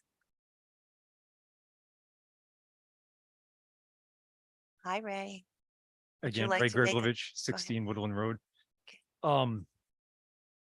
In all this conversation, and I think it's important to institutionalize and structural it, I would also advise, given that, as we all know, these, all of our schools compete against each other for bodies, which then leads to money. I think we also need to apply this to the CTE programs and put them, continue to evaluate what's current and applicable, but also with an eye toward what's the emerging fields, so that we can be first to initiate those programs to attract seats into our school. Because we don't want to get caught flat-footed like we did when the CTE programs really launched. So I think it's important that we are continually looking at those programs as well. When I look at other districts, they are constantly working it. They're Right, so I think it constantly, needs to it be, has to, it needs to I be don't in know that if it's same- not, I don't think it's not happening here. I think Mike Castle is. But I think if we're gonna track all these other different curriculums, I think the CTE program needs to be tracked in the same level. And it's not just Mike. It has to be everybody developing the programs that are gonna dovetail to us becoming the school that people want to send their kids to. We agree, Ray, and we're having those conversations. That's why Ozzy's running to the mic. Yes, specifically with each program that we already have, we're looking at enrollment, we're looking at increases or declines. We're also including surveys for students to make sure that our electives are aligned with their interests, and also our CTE pathways, because we have been looking at around districts. We want to make sure that we offer something that is interest driven and also not offered in our neighboring districts. So we are looking at it very closely, and those are the things that we have to offer report to Wright anyway. So we are taking that very, very seriously, because Mike and the CTE department are very proud and want to continue to grow. Right. Just take it around. No, when the CTE, everyone knows we all lived the pain when the CTEs first launched and we lost all those kids. So we can't afford to have that happen again. I mean, honestly, my only concern, and I completely agree with you, Ray. However, certain schools have a lot more rooms that they can bring in these programs. Right now, we're at a max of classrooms.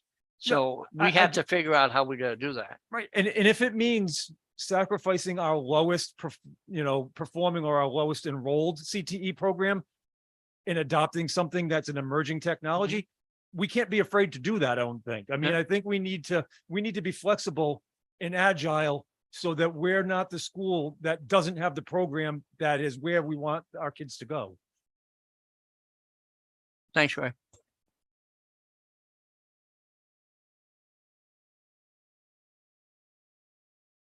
Am I good? Okay, hi, Brendan Wachowski, 294 Quaker Lane. I just had a question for Ozzy. Could you possibly talk a little bit more about the financial literacy classes? I'm basically just interested at what grade levels those are going to happen at, and if it's like in addition to the regular math class, or if it's a part of it, and just that basically. Thank you, Brendan. That's also a great question. A new secondary regulation that every student needed a 0.5 class of financial literacy. We had the math of finance class and also some of our entrepreneurship classes that was meeting that requirement. However, we need to be looking at a 0.5 credit offering both at that, it could be an 8th grade class, or at the high school that every student has to take. So we just have to make sure that we have room in the schedules, and also what platform do we want to use so that students don't lose on the other required courses. But that's a great question. The same goes with computer science. That also is a requirement for all, and it could be fulfilled in the middle school as well. Thank you, Brendan. Any more questions on the curriculum? Thank you, Ozzy. Fantastic job. Okay, the next thing on the agenda is the superintendent's report. Good evening. You have my report in your packet. The employee updates are in your packet for your review. I would like to highlight and make note that David Fortin is retiring as the custodian after 28 years from North Situate. So I don't know what I'm gonna do if I go over there, effective November 1st. So congratulations to him. But it certainly will seem like a strange place to go over there and not have Dave Fortin yelling at me down the hallway. So I'm gonna miss him. He's been a friendly face to me while I've been here. The rest of the employee updates are on the sheet for your review. I've been working on the attendance officer posting and job description, and I'd like to thank Kevin for his help and guidance and expertise around this work. Attached is the posting I'll use in a few days. And so if you'd like to provide some additional feedback, that link will take you there and you can provide me with some additional feedback before I post that position. We're extremely happy and proud that the Learn 365 grant has been awarded to the town of Situate in the amount of $50,000. And Stephanie, Ozzy, Chuck Collins, and Karen and I all met last week to review the grant, the required deadlines, the next steps we need to take in order to begin implementing this grant. We had determined as a group that the school department will post the position of a grant manager. This position will be responsible for coordinating with all of the outside agencies that we'll be working with, managing the implementation of the activities, and overseeing the required documentation and deadlines, of which there is quite a few.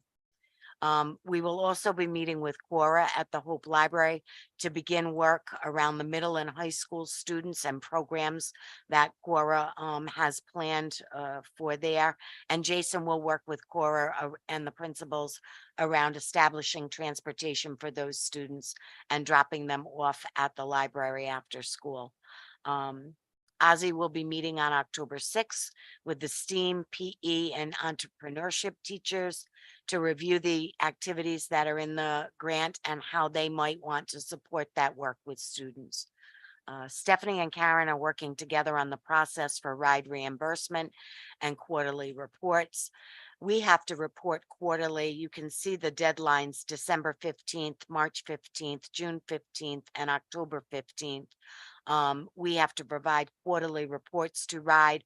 When we provide those quarterly reports, not only financial reports, but programmatic reports, we will also provide reports to the town council and the town, because technically this is a town grant. Well, we don't know because the programs haven't been put out to students and families yet. So as they get rolled out, then students will and families will sign up. What's the expectation? Like when you were developing the program, did you say we anticipate how many? 25%? Yeah. 25%. And honestly, if we get more, that's great, because the whole premise around the programs that we designed and put forward in this grant was really to get at our absentee issue, and by providing both before school programming that may be enticing to students and after school programming. We know once we get kids in, they'll stay, and if there's something they're looking forward to after school, they'll come. So we'll be tracking that data really Do closely. we know how many communities actually got a grant? I don't. The program report that we have to provide will be an update on the activities and the progress towards the goals that we outlined. We will also be able to provide some feedback to RIDE from any help that they may be able to provide. We'll have to keep a student participation list, Carolyn, to get back to your question about a number of students. that are enrolled, and we can't duplicate students' participation. So it'll be a hard and fast number. The final report will be due at the end of the grant, and we'll report on our outcomes and achievements. We're really excited to begin this work and to provide the additional opportunities for our students and families. We believe these opportunities will help to lower our chronic absentee rates.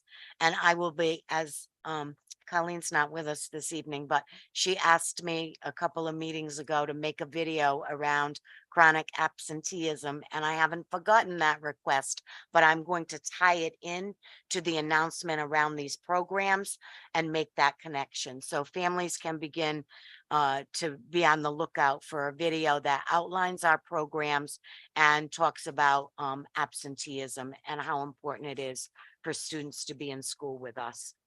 I was notified late today, so it did not make my report. And I would like to acknowledge and celebrate that Dana Morrell has been asked to be on the board of directors for the New England League of Middle Schools. I am proud. That is a great position. It positions Situate well for us to have a representative on that board for the League of Middle Schools. And I think that it will help us to stay on top of what is important and how we can move the work. So I know that she will represent us well, and I'm extremely proud. Thank you, Dana. I have a hand raised on Zoom. State your name and your address. Sure. This is Alicia Kelly, Danielson Pike. Just a couple of questions about the grant program.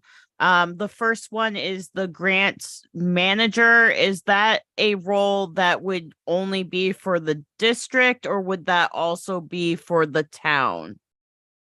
Well, all of the, Alicia, the way that the grant is written and the goals of the grant are all around, the town gets the funding, but they're all programs that will take place generally in the schools. So it's kind of a complicated question.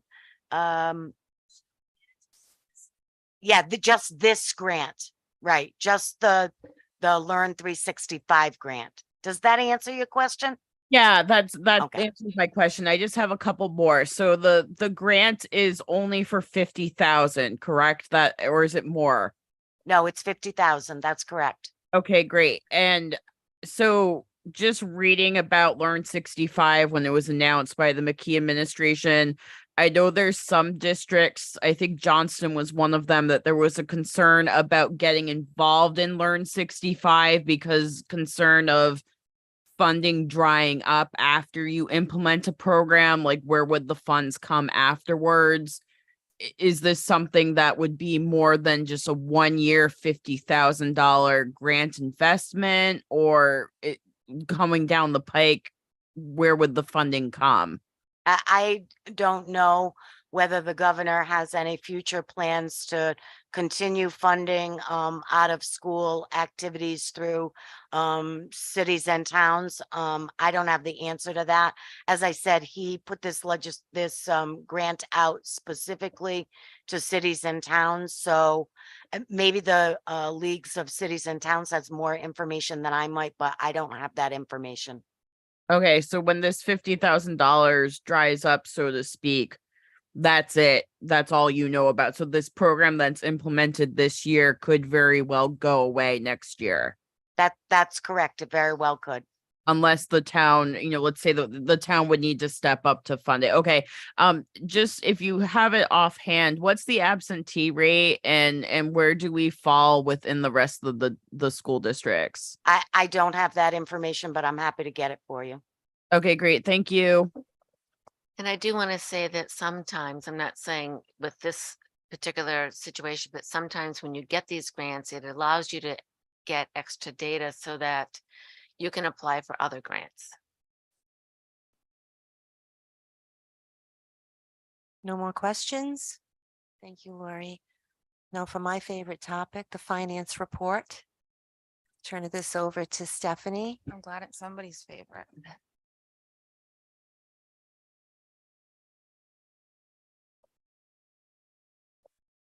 Coming up, okay. While he's pulling up the PowerPoint, I'm gonna just talk about the audit.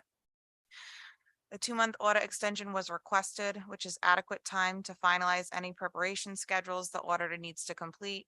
At this phase in the audit, a single audit on a grant chosen by the auditor must be completed, as well as reporting compiled by the auditor conjoining town and school schedules for an MTP. Next is the creation of a draft audit that goes under review by all parties. And if you're wondering what an MTP is, it's a municipal transparency report, and it combines both our schedules, town and school. And once the budget to actual is up, we can start taking a dive in.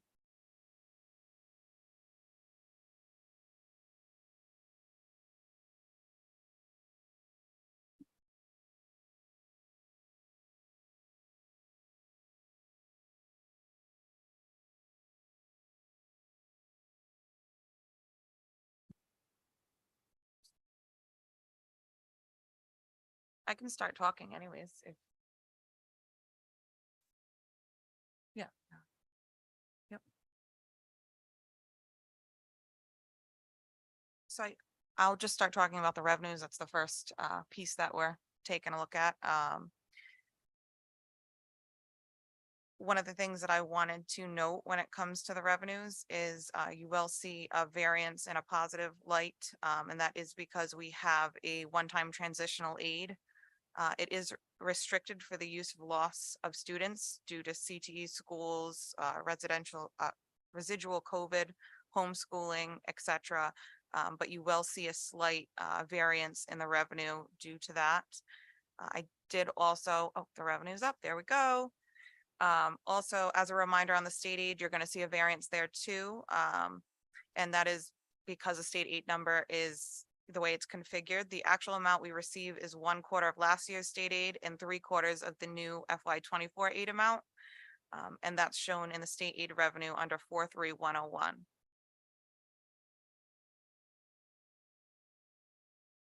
Is there any questions on the revenue? Next slide, please. Salaries, I wanted to talk about a little bit. Right now, we are doing a deep dive, cleaning the payroll out our employee supplement and really looking at each and every position. At the next school committee meeting, you're going to see me do a little dive into that. So at this time, there's no material changes that I am aware of, but you will see I didn't project out in a way that I normally would if I felt that I could see something coming up. I'm going to really do a deep dive into that in our next school committee meeting. So that's why you'll see some of them just kind of zeroed out. I didn't want you to think I, wasn't going all the way in for you guys. So at the next meeting, I will talk a little bit about that. We are, scrubbing that employee supplement very deeply. The other area you'll see is in severances, that there is some red there. And I know we talked about this at this last school committee meeting, and it hasn't been that long since we're talking numbers, but I will say again, that was due to employees receiving retirement benefits. At this time, there was 5 that had, and that's why you'll see the red there. Also, you'll see the sick leave bonus amount. One other red area. I didn't know if there was any questions on that before I move to the next slide. And I believe we discussed that last time, but we didn't have an exact number, and now we do.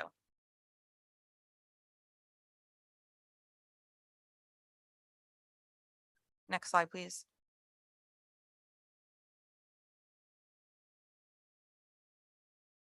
As far as benefits, I know you can see the red where there's unemployment insurance. I've been trying not to talk UCOA and actually say the names because I know that was requested last time. That is because of some DLT cases that we have. I do want everyone to know, the taxpayers, and I am looking at every case, and any case that is not, should be happening. I'm fighting every case. That's how I start most of my mornings. So there will be some reimbursements, and I'm looking at them all and working on them all. Any questions on the benefit section? Next slide, please. In purchase and professional services, you'll see, as we talked about again at the last school committee meeting, the legal 53402. And that is some of the mediator costs we've had in legal services. Again, everything is being documented regarding that. Other services, 53406, same situation. Again, everything is being documented. Diagnosticians, this is something we're watching closely. We do have IDEAB taking a portion of these diagnosticians costs, but we are watching that closely. And other technical services, you'll see that slightly over. We did have the renewal annual, well, it's not annual, it's every 3 years for Power School, and their costs did go up. I've been in conversations with them as well as to their costs going up. That's really it on that slide for the red, but I didn't know if anybody had any questions. Next slide, please. For property services, and I hate to sound like a parrot, but I know we talked about this at the last school committee meeting with these maintenance lines. Some that I looked at specifically 54402, we did have additional water testing. Me and Jay are looking at why that happened. 54602, mobile storage. Again, me and Jay are looking at really diving into what's in those mobile storages and trying to clear them out. All work that's being done. 54901 has to do with keeping the Manning Field up. 54321, maintenance and repairs, electrical services. We had some unexpected costs in the high school. So one with a fire alarm and one with an outlet replacement. But I'm watching each line closely, and the reason I'm just pointing out specific things is I want everyone to know that I'm finding out why that's happening, so that if we can make an adjustment, we can, and if not, we can plan better in the future. Other purchase services, if you want to move to the next slide, unless anybody has any questions. Tuition to other school districts, 55610. Is based on the current students outgoing. Currently, we have 42 and incoming is 50. I know we talked about the CTE at the last school committee meeting as well. Any questions with those? But we seemed like we were Happened with fire in insurance. the 2000 over. Oh, the fire insurance just completely went away because it's all compiled with the property and liability insurance. Oh, Yep. the boy, that makes me feel so. But that's why there was that 2000. I know, upset. but How could it go up by that much? I was upset because it's still in the red. I know it's 2000. I know, but it's still like, it explains like, okay, 77,000 was fire insurance. Yep. I thought the whole thing just went up. Oh, I'm good. It was company. And is there any other questions on that? Okay, supplies. One of the things I did want to draw your attention to is you're going to see the electricity line go up. The Public Utilities Commission did state a 20% increase. So at this time, the variance looks good, but I wanted to prepare everyone that it's going to change.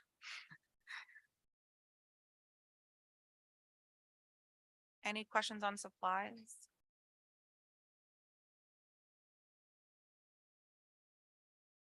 Equipment, I really don't have much to talk about, but I didn't know if anybody had any questions. Okay. Next slide, please. Oh, dues and fees, same thing. Everything has been aligned with what we thought it would be at this time.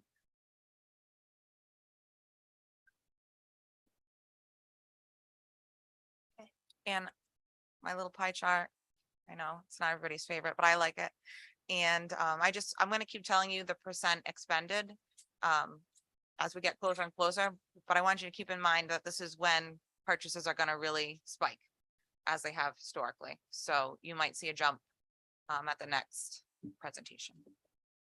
I just want to say that I spent time with Stephanie and her team and to go through the deep dive we talked about.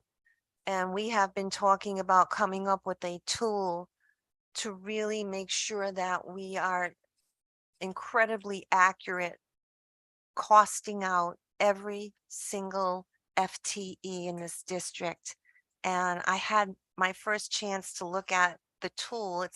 I would say it's like 80% to 85% done.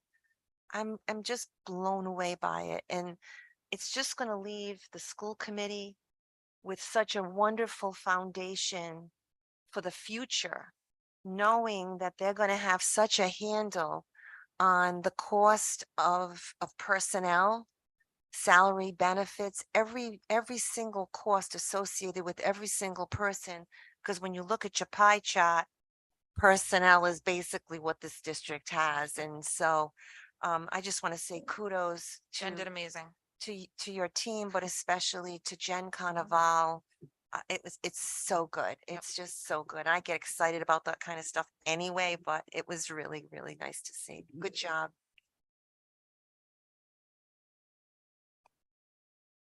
One question on the salaries section.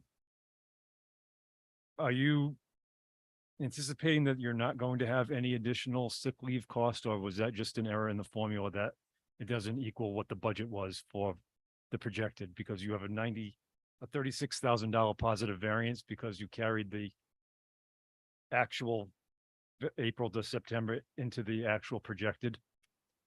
So that's part of why I said when we first started with the salary line, I kind of kept with. Yeah, I kind of kept with what was budgeted. I'm gonna do a deep dive into all those. Right, so UCOs. so you have 93 in both the second to last column to the right and the third to last. Should the projected 4.1 to 331 be 130 and not 93.50? So your variance to budget should be 0. Where all the other line items are all the other. May I asked you that question earlier today, and that number is based on the activity that she is seeing this year compared to the activity that was last year. And therefore she feels as though that there was going to be a little bit more of savings. That's what was told to me. Right, so that you're not going to incur $1 more worth of sick leave from now until March. Everything is a projection, so anything's going to change, but that's the projection right now. Variance, that's the variance that's projected based on our current trends. We could have an uptick. Is Maybe, that maybe you don't understand what right? I don't know what you're talking about. This? you have budgeted 130. Right. You have actual to date 93,000. You have from April to September. Mhm. You have budgeted April through March 93,000, not incurring one additional dollar between now and the end of the year. Oh, so you're just wondering, you're asking why it's presented that way, not necessarily the total amount that we're projecting in the end of the year. I see what he's Because saying. when You need to every look at other that. one, you're projecting a 0 variance because your projected amount equals your budgeted amount. If you're thinking that if you're gonna go with the run rate that you've had now, you might actually be in a negative amount, a negative variance. Right, because if you add those two together, you'll be 180. Okay, gonna we'll take a take a deep look at it. dive. We're gonna look Deep at dive, it. Ray. It looks like there's a problem with the formula. Or you're, right, you didn't carry it over, you just carried the number. Right. It is, the formula was wiped out. I get it. Okay. We'll look at that. Deep dive. Okay, you all set? I'm good. Okay. Does anybody have any questions for Stephanie? Okay.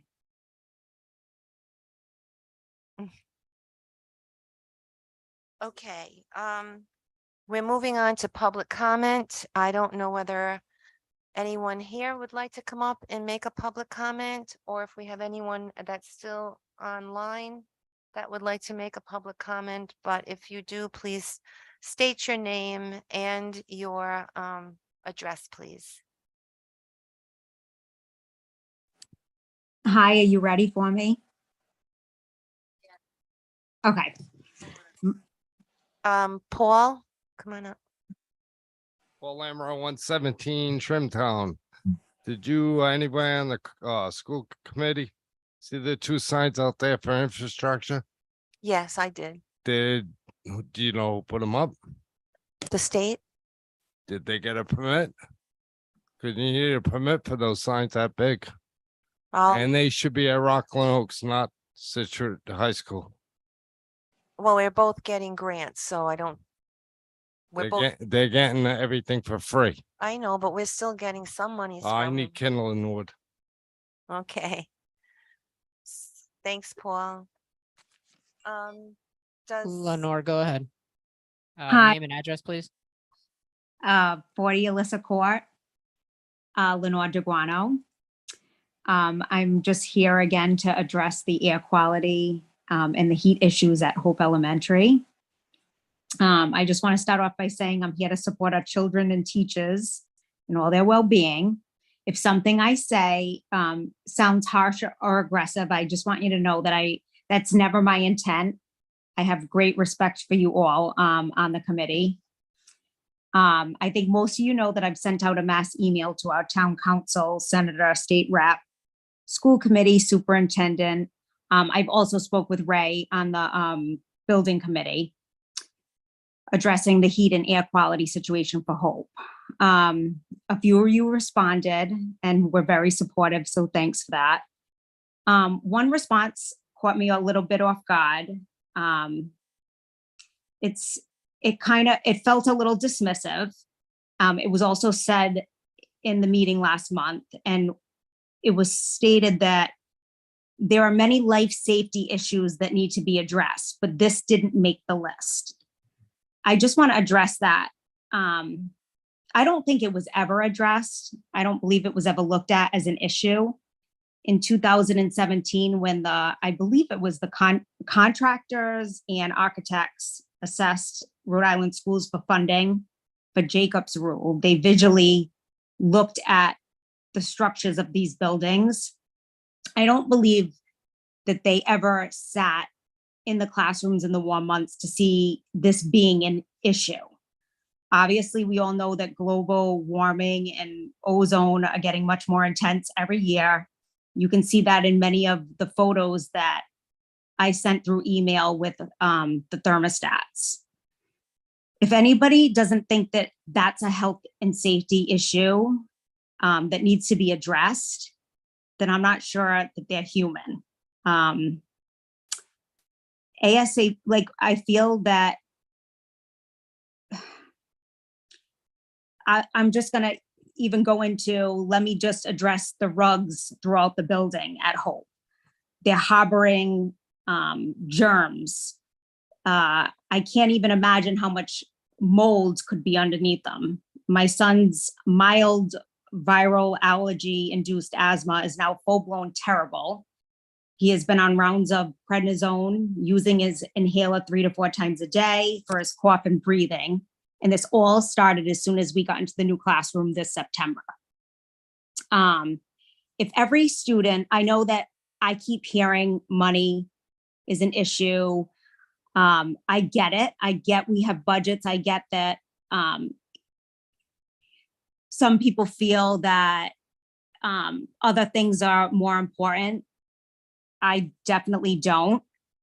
And if every student in every classroom had a health condition and needed AC in their classrooms, would we say, oh, no, sorry, we can't afford that? No, I don't think we would. We would find the funds and do what we have to do for health and safety of our children and our staff. We're always talking about curriculum and what works or doesn't work. And this issue is just as important as curriculum, in my opinion. I think a lot of people's opinion, but do we think that our classrooms reaching 100 to 126 degrees are allowing our children to work to their full ability? If we were working in this environment, all of us trying to teach our students, do you think that we would be able to do our jobs at full ability? I think not. I know in my heart that you all know this is not okay. I know you wouldn't want it for your children or yourselves in this unhealthy working environment. I know it just doesn't fall on one person. We all have to work together to fix this issue. We all need to work together, obviously, to make this happen. Not just for Hope, but for all of the Situate schools that need this terribly. It's clearly an ongoing issue. We need to get it addressed. I've talked to Ms. Andrews about going forward with a plan until we get this addressed, as far as what we're going to do with our children and our staff in May and June again, because again, it gets super hot. And it's not just one day where I know it was brought up last month that oh, it's just 1 or 2 days, so it's not considered a health issue. 1 or 2 days is still considered a health issue. It's not healthy. So again, I'm not going to go away. I want to handle this respectfully. I don't want to cause a ruckus. I want us to all work together, and I don't know how we can do that. I'm trying my best to go from here, there, and everywhere to figure out where the best place is to start. And I feel like I've done that with my emails and my photos and things like that. So I'm hoping that, again, we can discuss this and see where we're at with this. Thank you.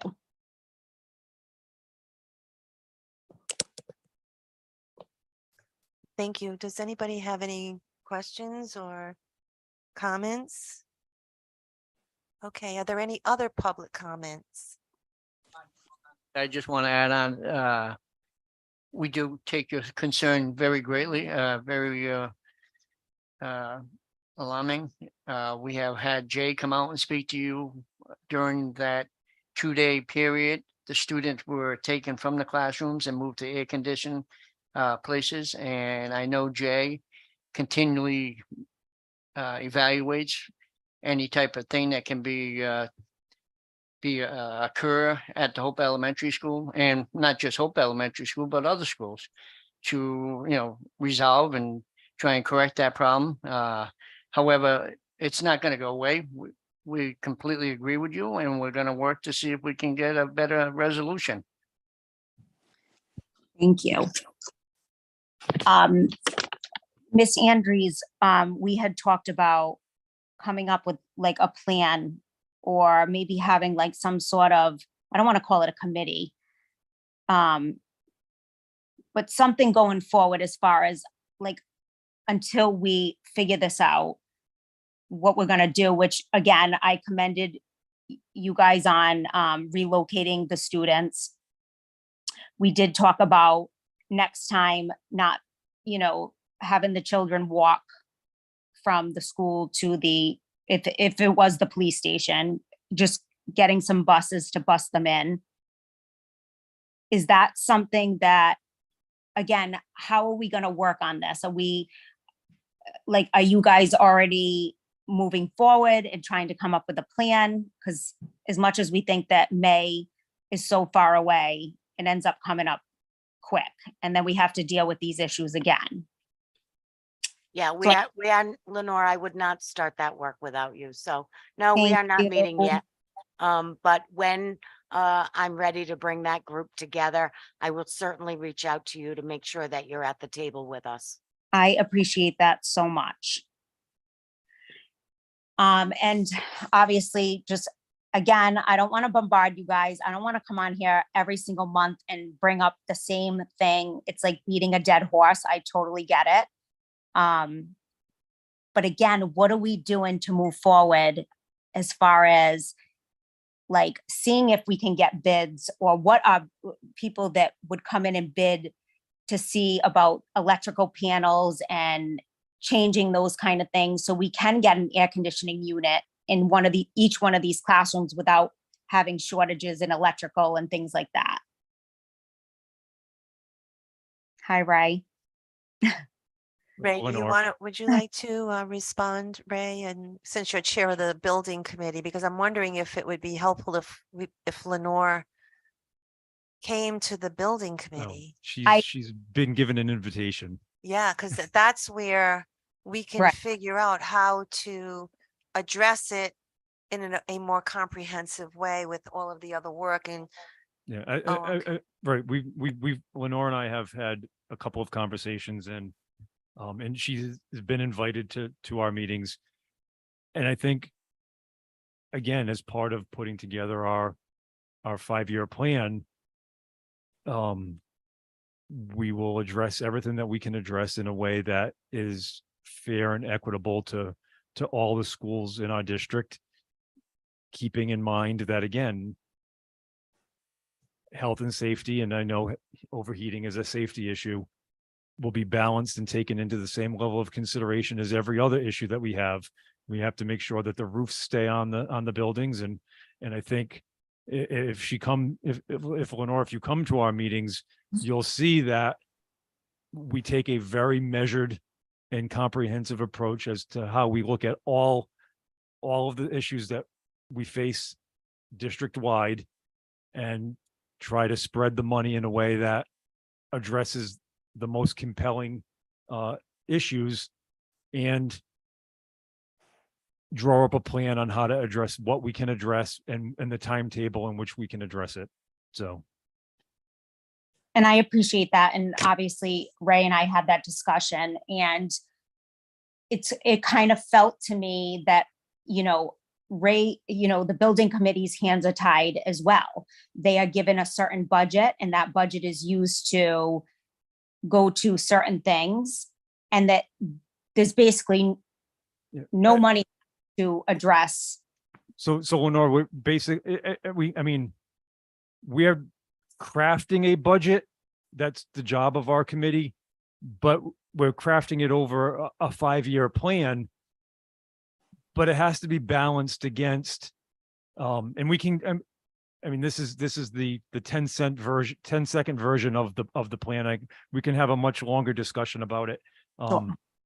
But we have to develop a budget that is feasible and is likely to be supported by the town at large when it gets presented, because a component of this will include asking the voters to approve bond money. And we need to make sure that when we put this together and that the projects that we propose is a dollar amount that is digestible by the town, and that also takes into account, again, in a very delicate balance, the tax, not exceeding the maximum tax rate that we're allowed to incur in a given year. So it's a very complicated dance that we have to do. Right. But by no means am I trying to minimize or dismiss the fact that we need to address, the issues that are of utmost importance in our schools.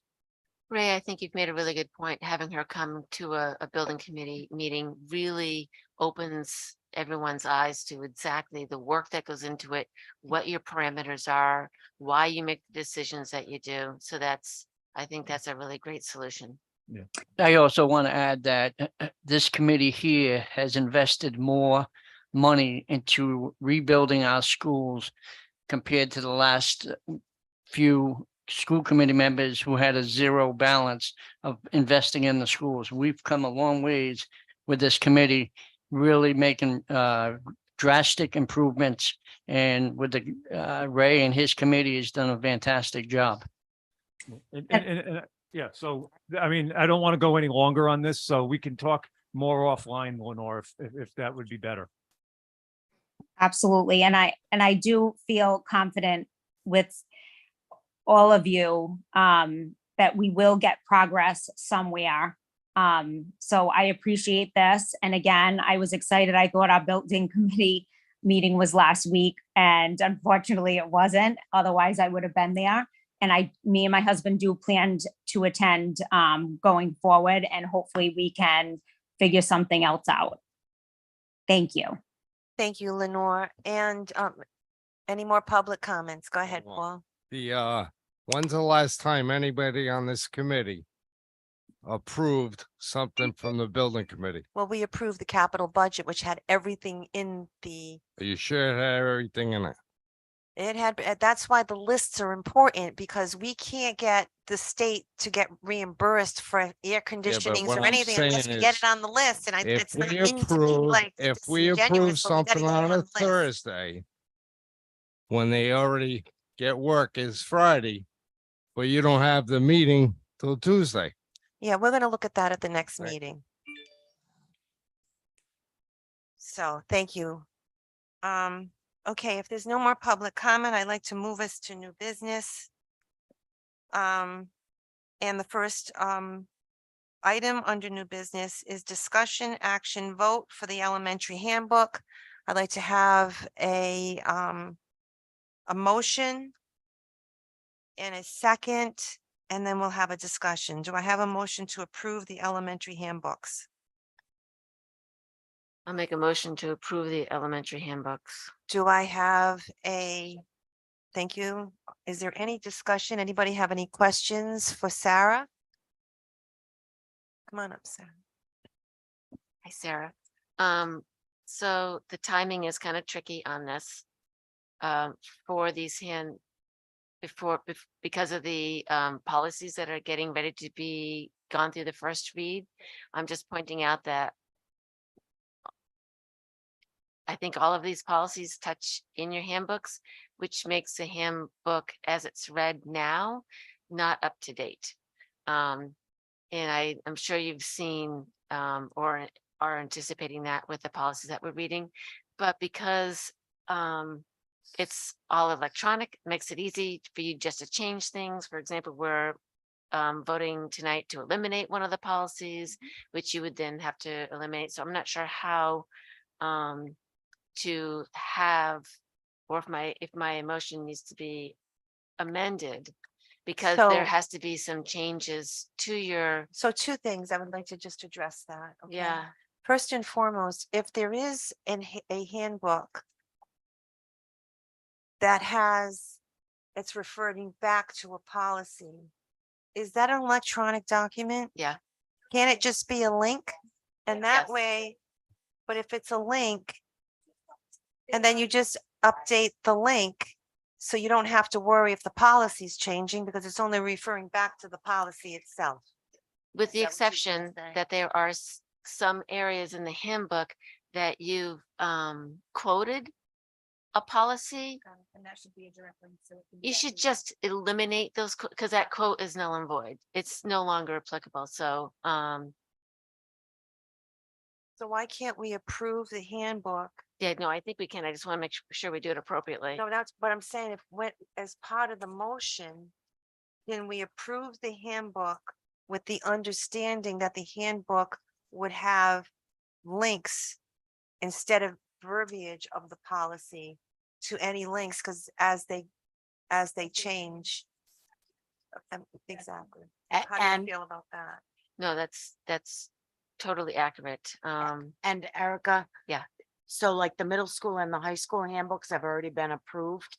Whatever policy work this committee does tonight, tomorrow I will contact the middle and high school principal and say, these are the policies that were acted upon by the committee last night. You need to cross-reference it with your handbooks. Yeah, and my only point is, even just to streamline the handbook, don't embed quotes of the, Policy. language in the policy, just have the number. Otherwise, it's just more work that doesn't need to happen. I do want to ask if, the discipline policy, and I'm not expecting an answer right now, which is 8060. It's 23 years old. And I was just wondering how it's working because it should probably be looked at unless you think a 23-year-old policy is working well. And this is for the policy committee, as I give a glance at around, I wonder if you don't want to, going forward, not this one, but in next year, because I want to address this policy this year, snacks in the classroom. You talk about celebrations in the classroom as a policy, reference policies and that, but I just wonder if we want to also embed snacks in the classroom as part of your handbook.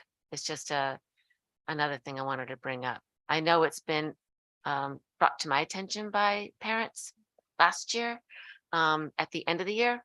So it's just a consideration. Correct, which is already a policy, which needs to be updated. So if we update that throughout the year, then next year it's up to you. But if you add that to your handbook or add that policy, just so parents understand what the policy is for snacks in the classroom. Right. Only because in your handbook, you talk about celebrations in the classroom, which link directly to food in that classroom. Right. That was my only thought on that. All right, that's it. And Erica, Ozzy and I were just talking about the behavior code K-12 today. And so that is work we are going to do K-12 as a district this year. They all need to be up. Everything's from year 2000. So I'd like to amend my motion to accept the elementary handbooks with the understanding that after tonight and then going forward throughout the year, that they will constantly update as policies get updated. Do I have a second? Second. All those in favor? Aye. Thank you, Sarah. I'd like to have a motion to approve the district strategic plan. Motion to approve the district strategic plan. Do I have a second? Any discussion? No, I read it probably for the 100th time. Not just in one day, but we've had this for a while. Yeah. I love that it's down to 13 pages or whatever it is, as opposed to the 109 pages. Create that? Yeah. Yes, and I did make the presentation in case you would needed that, just with the action steps. But I do want to just say one thing about the strategic plan. It's making me really proud to see the schools also following the same format, and that's, I was just gonna ask you Yeah. that. yeah. And, you know, The we school have, Improvement plan that. we're they all took. rowing the same direction, and it's really refreshing, and a lot of our action steps are already in place. So it's a lot of good things happening. Excellent. Now we just gotta see the fruit of all that work. I also found four typos in there. I will correct them. Okay. Thank you, Oz. Why are you looking at me when you say that? All those in favor? Aye. The Situate High Middle School Athletic Coaches Handbook. Do I have a motion to approve the district athletic coach handbook? So moved. Do I have a second? Discussion. There is some discussion. Yes. Did you get the text from John? No. So our attorney is asking that we table this item based on the fact that there is some reference to the Boosters Club protocol for fundraising and This went to the attorney.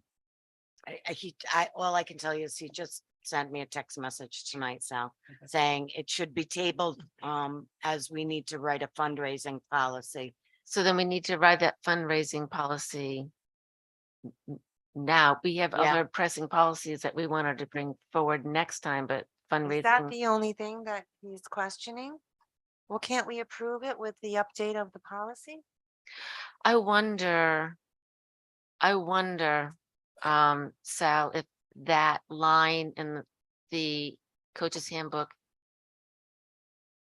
is omitted for now, and then, because to get everything else approved in the coach's handbook, and then what's to stop us from bringing that policy, the handbook approval back halfway through the year, so everything else can start being implemented except that one fundraising thing. Does that make sense? It's just that one component out of hundreds of other issues that are being addressed in that handbook. Can't we don't just have to approve this handbook policy once a year.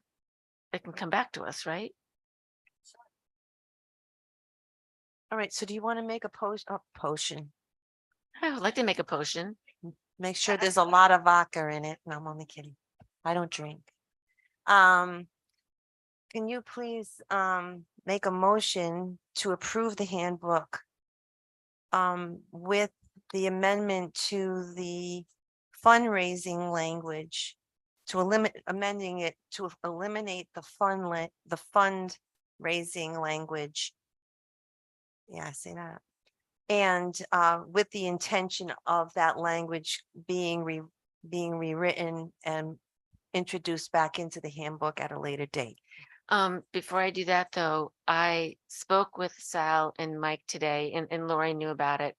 Thank you for your time to address many other questions and changes that I had. So do I have a motion to table this item? I think we need to. Because I think we need a redlined copy of just those changes. No problem. Wouldn't you agree, Carolyn? After if there's other things, if it So was just we- that one We had thing. spoke today, we were gonna add the links in and Mike had documented some changes that we're about to make. So that's fine too. We can do that as well. All right, why don't we put this on the November agenda and we're gonna put it as the first item. Thank you. So, Okay. That's big. is that going to, is that a huge burden for you as the athletic director? No, so as soon as, so Mike took the changes down today.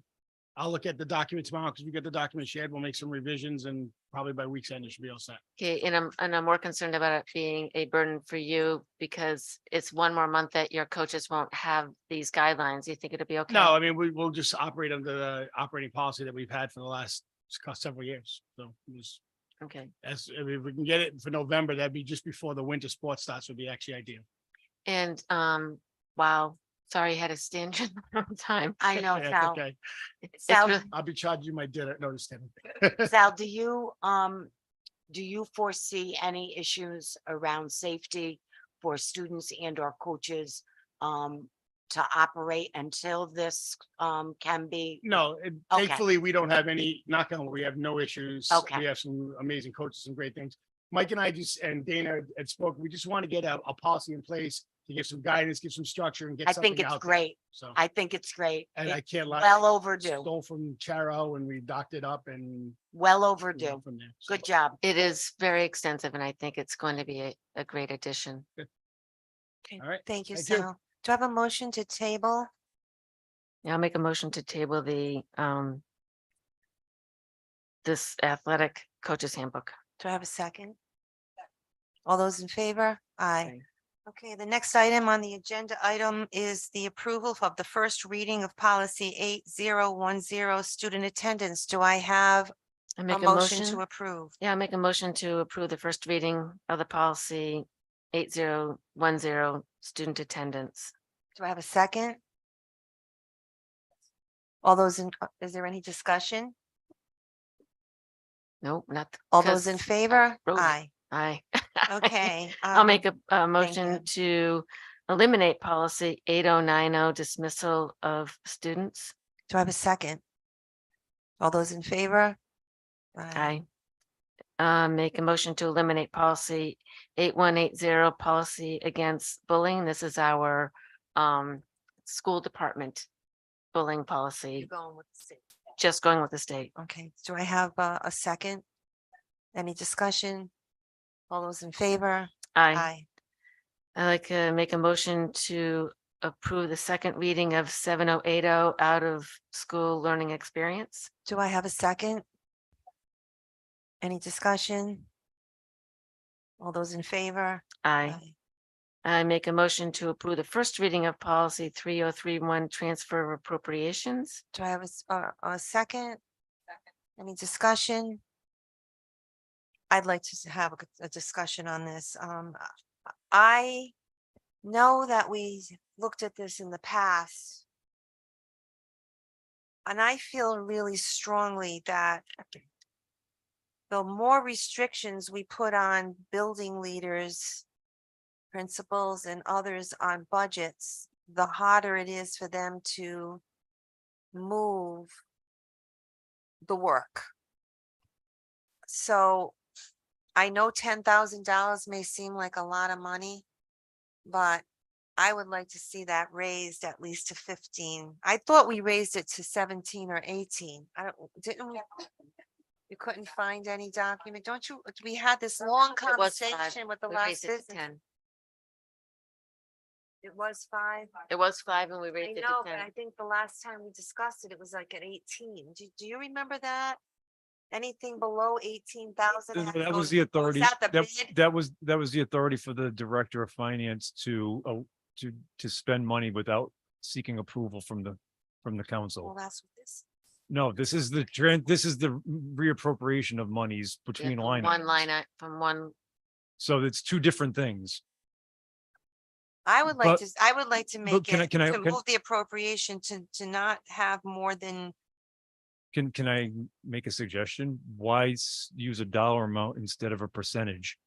Use a 10% of a, because we have something that's like little, 10%, it's like $3. I have to go get approval.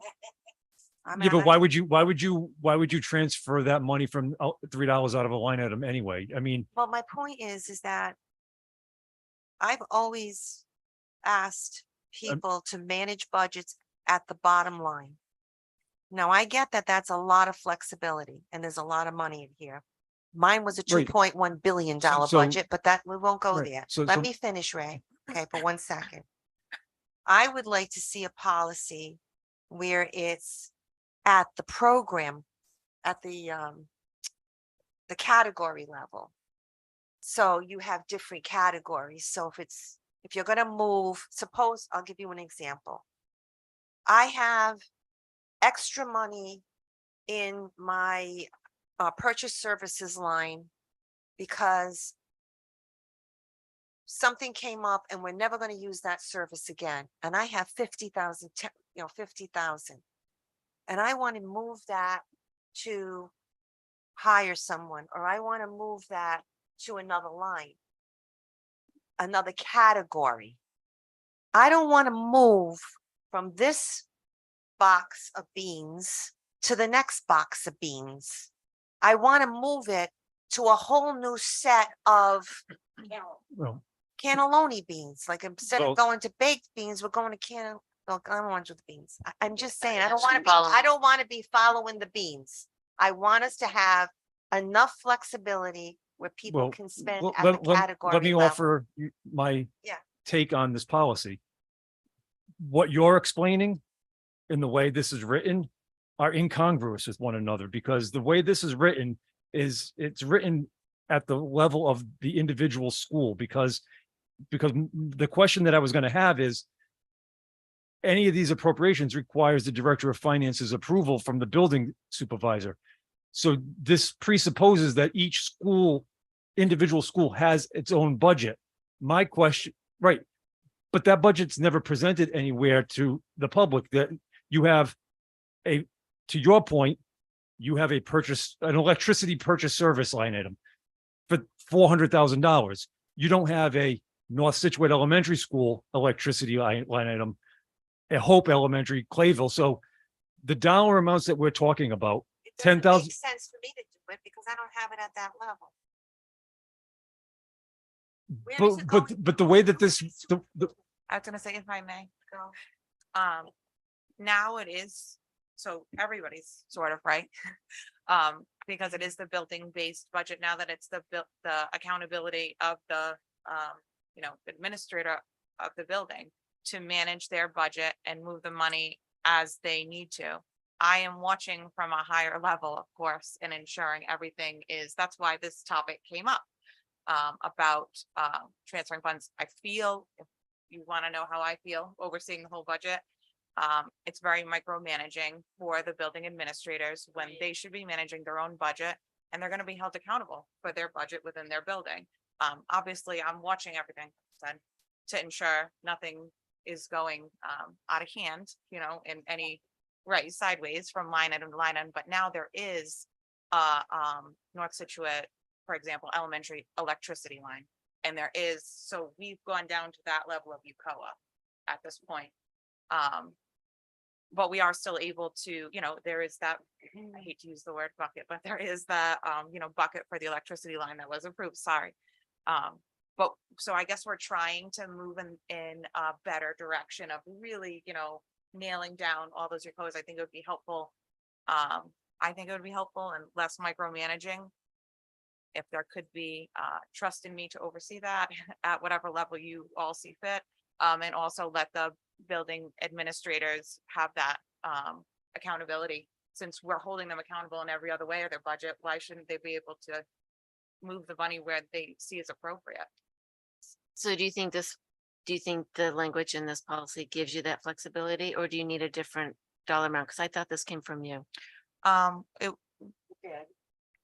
It did, but after looking at, I did a little more research with, because I belong to RASBO with other building administrators, and I said, I still feel like this is, what is this really helping? What You are know? other districts doing? Well, North Kingstown has no restriction. Some have much higher restrictions, some have lower restrictions, some haven't reviewed the policy at all in years.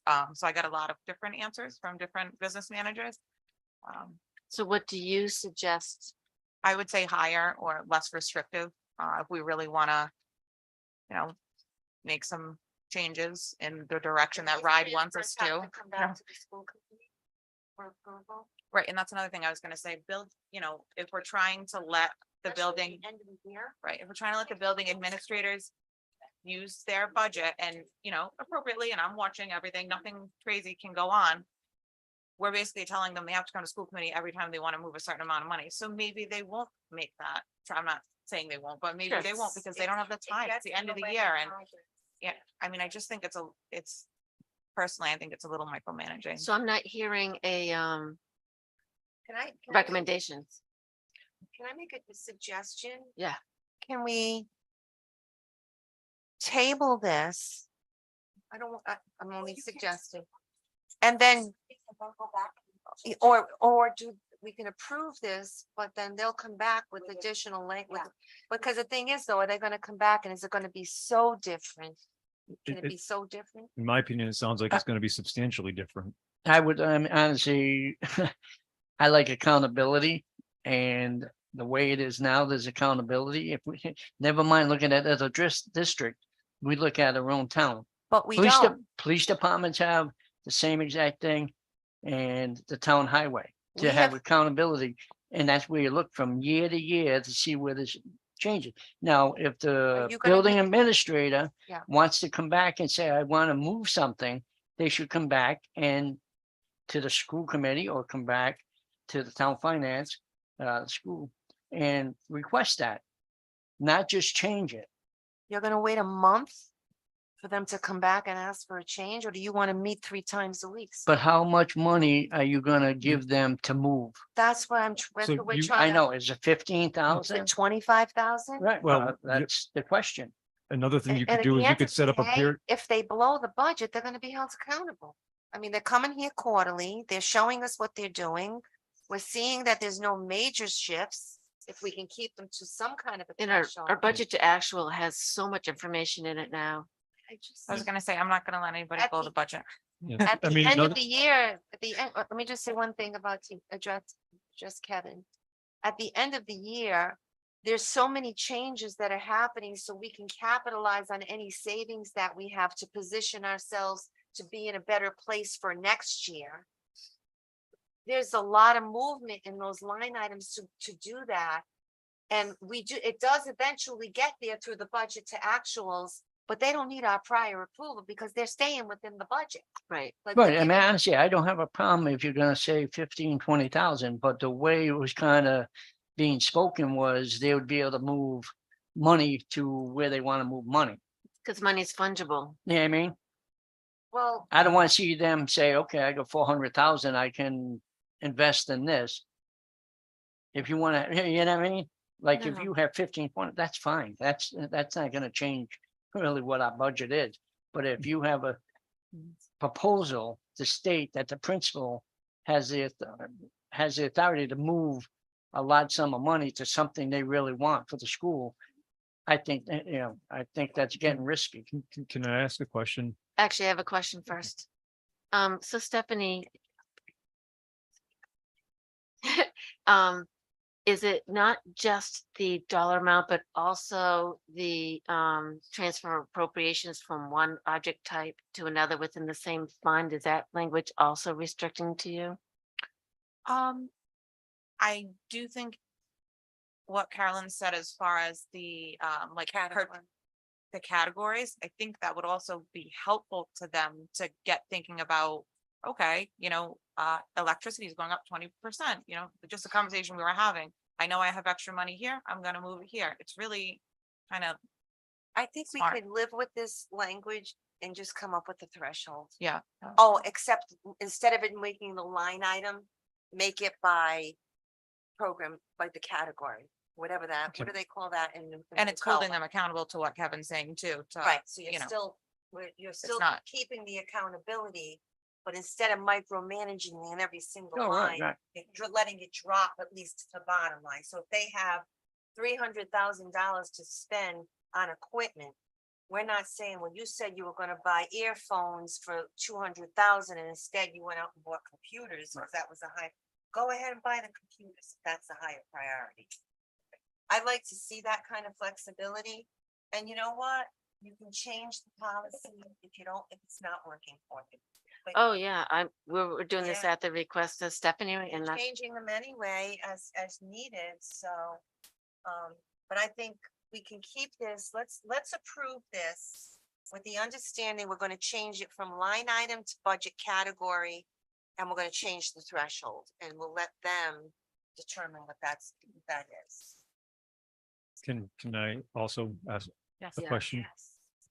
Another thing that I may suggest to give some additional flexibility would also create a tiered approach that the committee empower the director of finance to approve up to a certain dollar amount. And then set a second threshold. And if that dollar amount is breached, then it has to go to the school committee for approval. That way, the director will have the authority to approve some of those reallocations so that they don't have to come back for approval and delay things a month or so. And if the change is that big, then maybe you should hit the pause button and wait for 3 or 4 weeks until the committee weighs on the request to reallocate the funds. And you're saying that because the way you read this is that this is for each individual school. Well, that's the way I read, and Well, we This- talked about it today, and I haven't Well, because- briefed that superintendent yet, but I don't see enough procedural structure Well, in place that's coming from the accountability of financial funding from the schools rolling up to the approval process. Everything's gonna be approved through that business office, every single thing before it even gets to the superintendent, because that's her point person. And unless it's recommended for approval, or she doesn't recommend for approval, but right now, it's a little squirrely, and I think we've got to tighten that up, but maybe through that process of what you're saying is the tier. maybe that and gives to you Eric other is also, procedures. the way I read it, it is to me, it reads from the building perspective. I think there should also be some paragraphs in there that addresses if the director of finance needs to reallocate funds, particularly as you get toward the end of the budget year and you want to take advantage, or if she supersedes and takes 15% of the electricity line item because So she you're saying knows, but just threshold for the schools versus the whole budget. well, short answer is yes. The longer answer is I think this should be tabled and worked on more comprehensively to create a system that actually will work and make it so that it is more efficient. The second thing is I was really unaware that each school managed their own budgets. I think that it would be helpful going forward as a member of the public in the spirit of transparency, that as part of the Director of Finance's monthly report, that the individual school budgets are also presented, so we have an idea of how they're managing their funds. Might be a big ask. Well, I mean, if they're already managing their budgets on a monthly basis, it should be just another printing out of Present 5 more. Budgets annually. So, and those budgets are Well, approved. But if you want some level of comfort that the budgets are being managed appropriately at the building level, they should be at the minimum quarterly. They should be presented as part of the presentation so that you have a good sense. I have to think about that, because at the end of the day, I don't want to micromanage. We're responsible. One of the only things we're responsible for is the budget. But if it's rolling up and she's giving it to us as a summary and But the purposes of presenting it on a quarterly basis, she is presenting. no, the building level budgets is that you will have advance warning potentially if there's a big surplus in one line item versus a deficit in another, and you could preempt the fact that they may end up having to reallocate those I monies. think that's why we have a director of finance to do all that. I just wanted to make sure everybody understood that what I'm presenting is a roll up of all the budgets. So those Right. objects. And she's able to move appropriations from one school to the next. If they're not spending their money and there's a need over at another school, then, and there's a request coming in, the superintendent and her have the opportunity to have the authority to make that Yeah, change. we watch at the In lower accordance with the level so accountability. that if things are getting hairy or tight somewhere, that's generally when you will see me make tell Stephanie to shut the budget down, like hold everything, shut everything down. That's right. Let's take a pause, see exactly where we're landing now. How many times did we do that last year? And we have to do that at times because, you know, if the electricity bills are coming in 30% higher due to rate increases, well, at a school level, they can't spend every other dollar they have because we know what's happening on the utility side, right?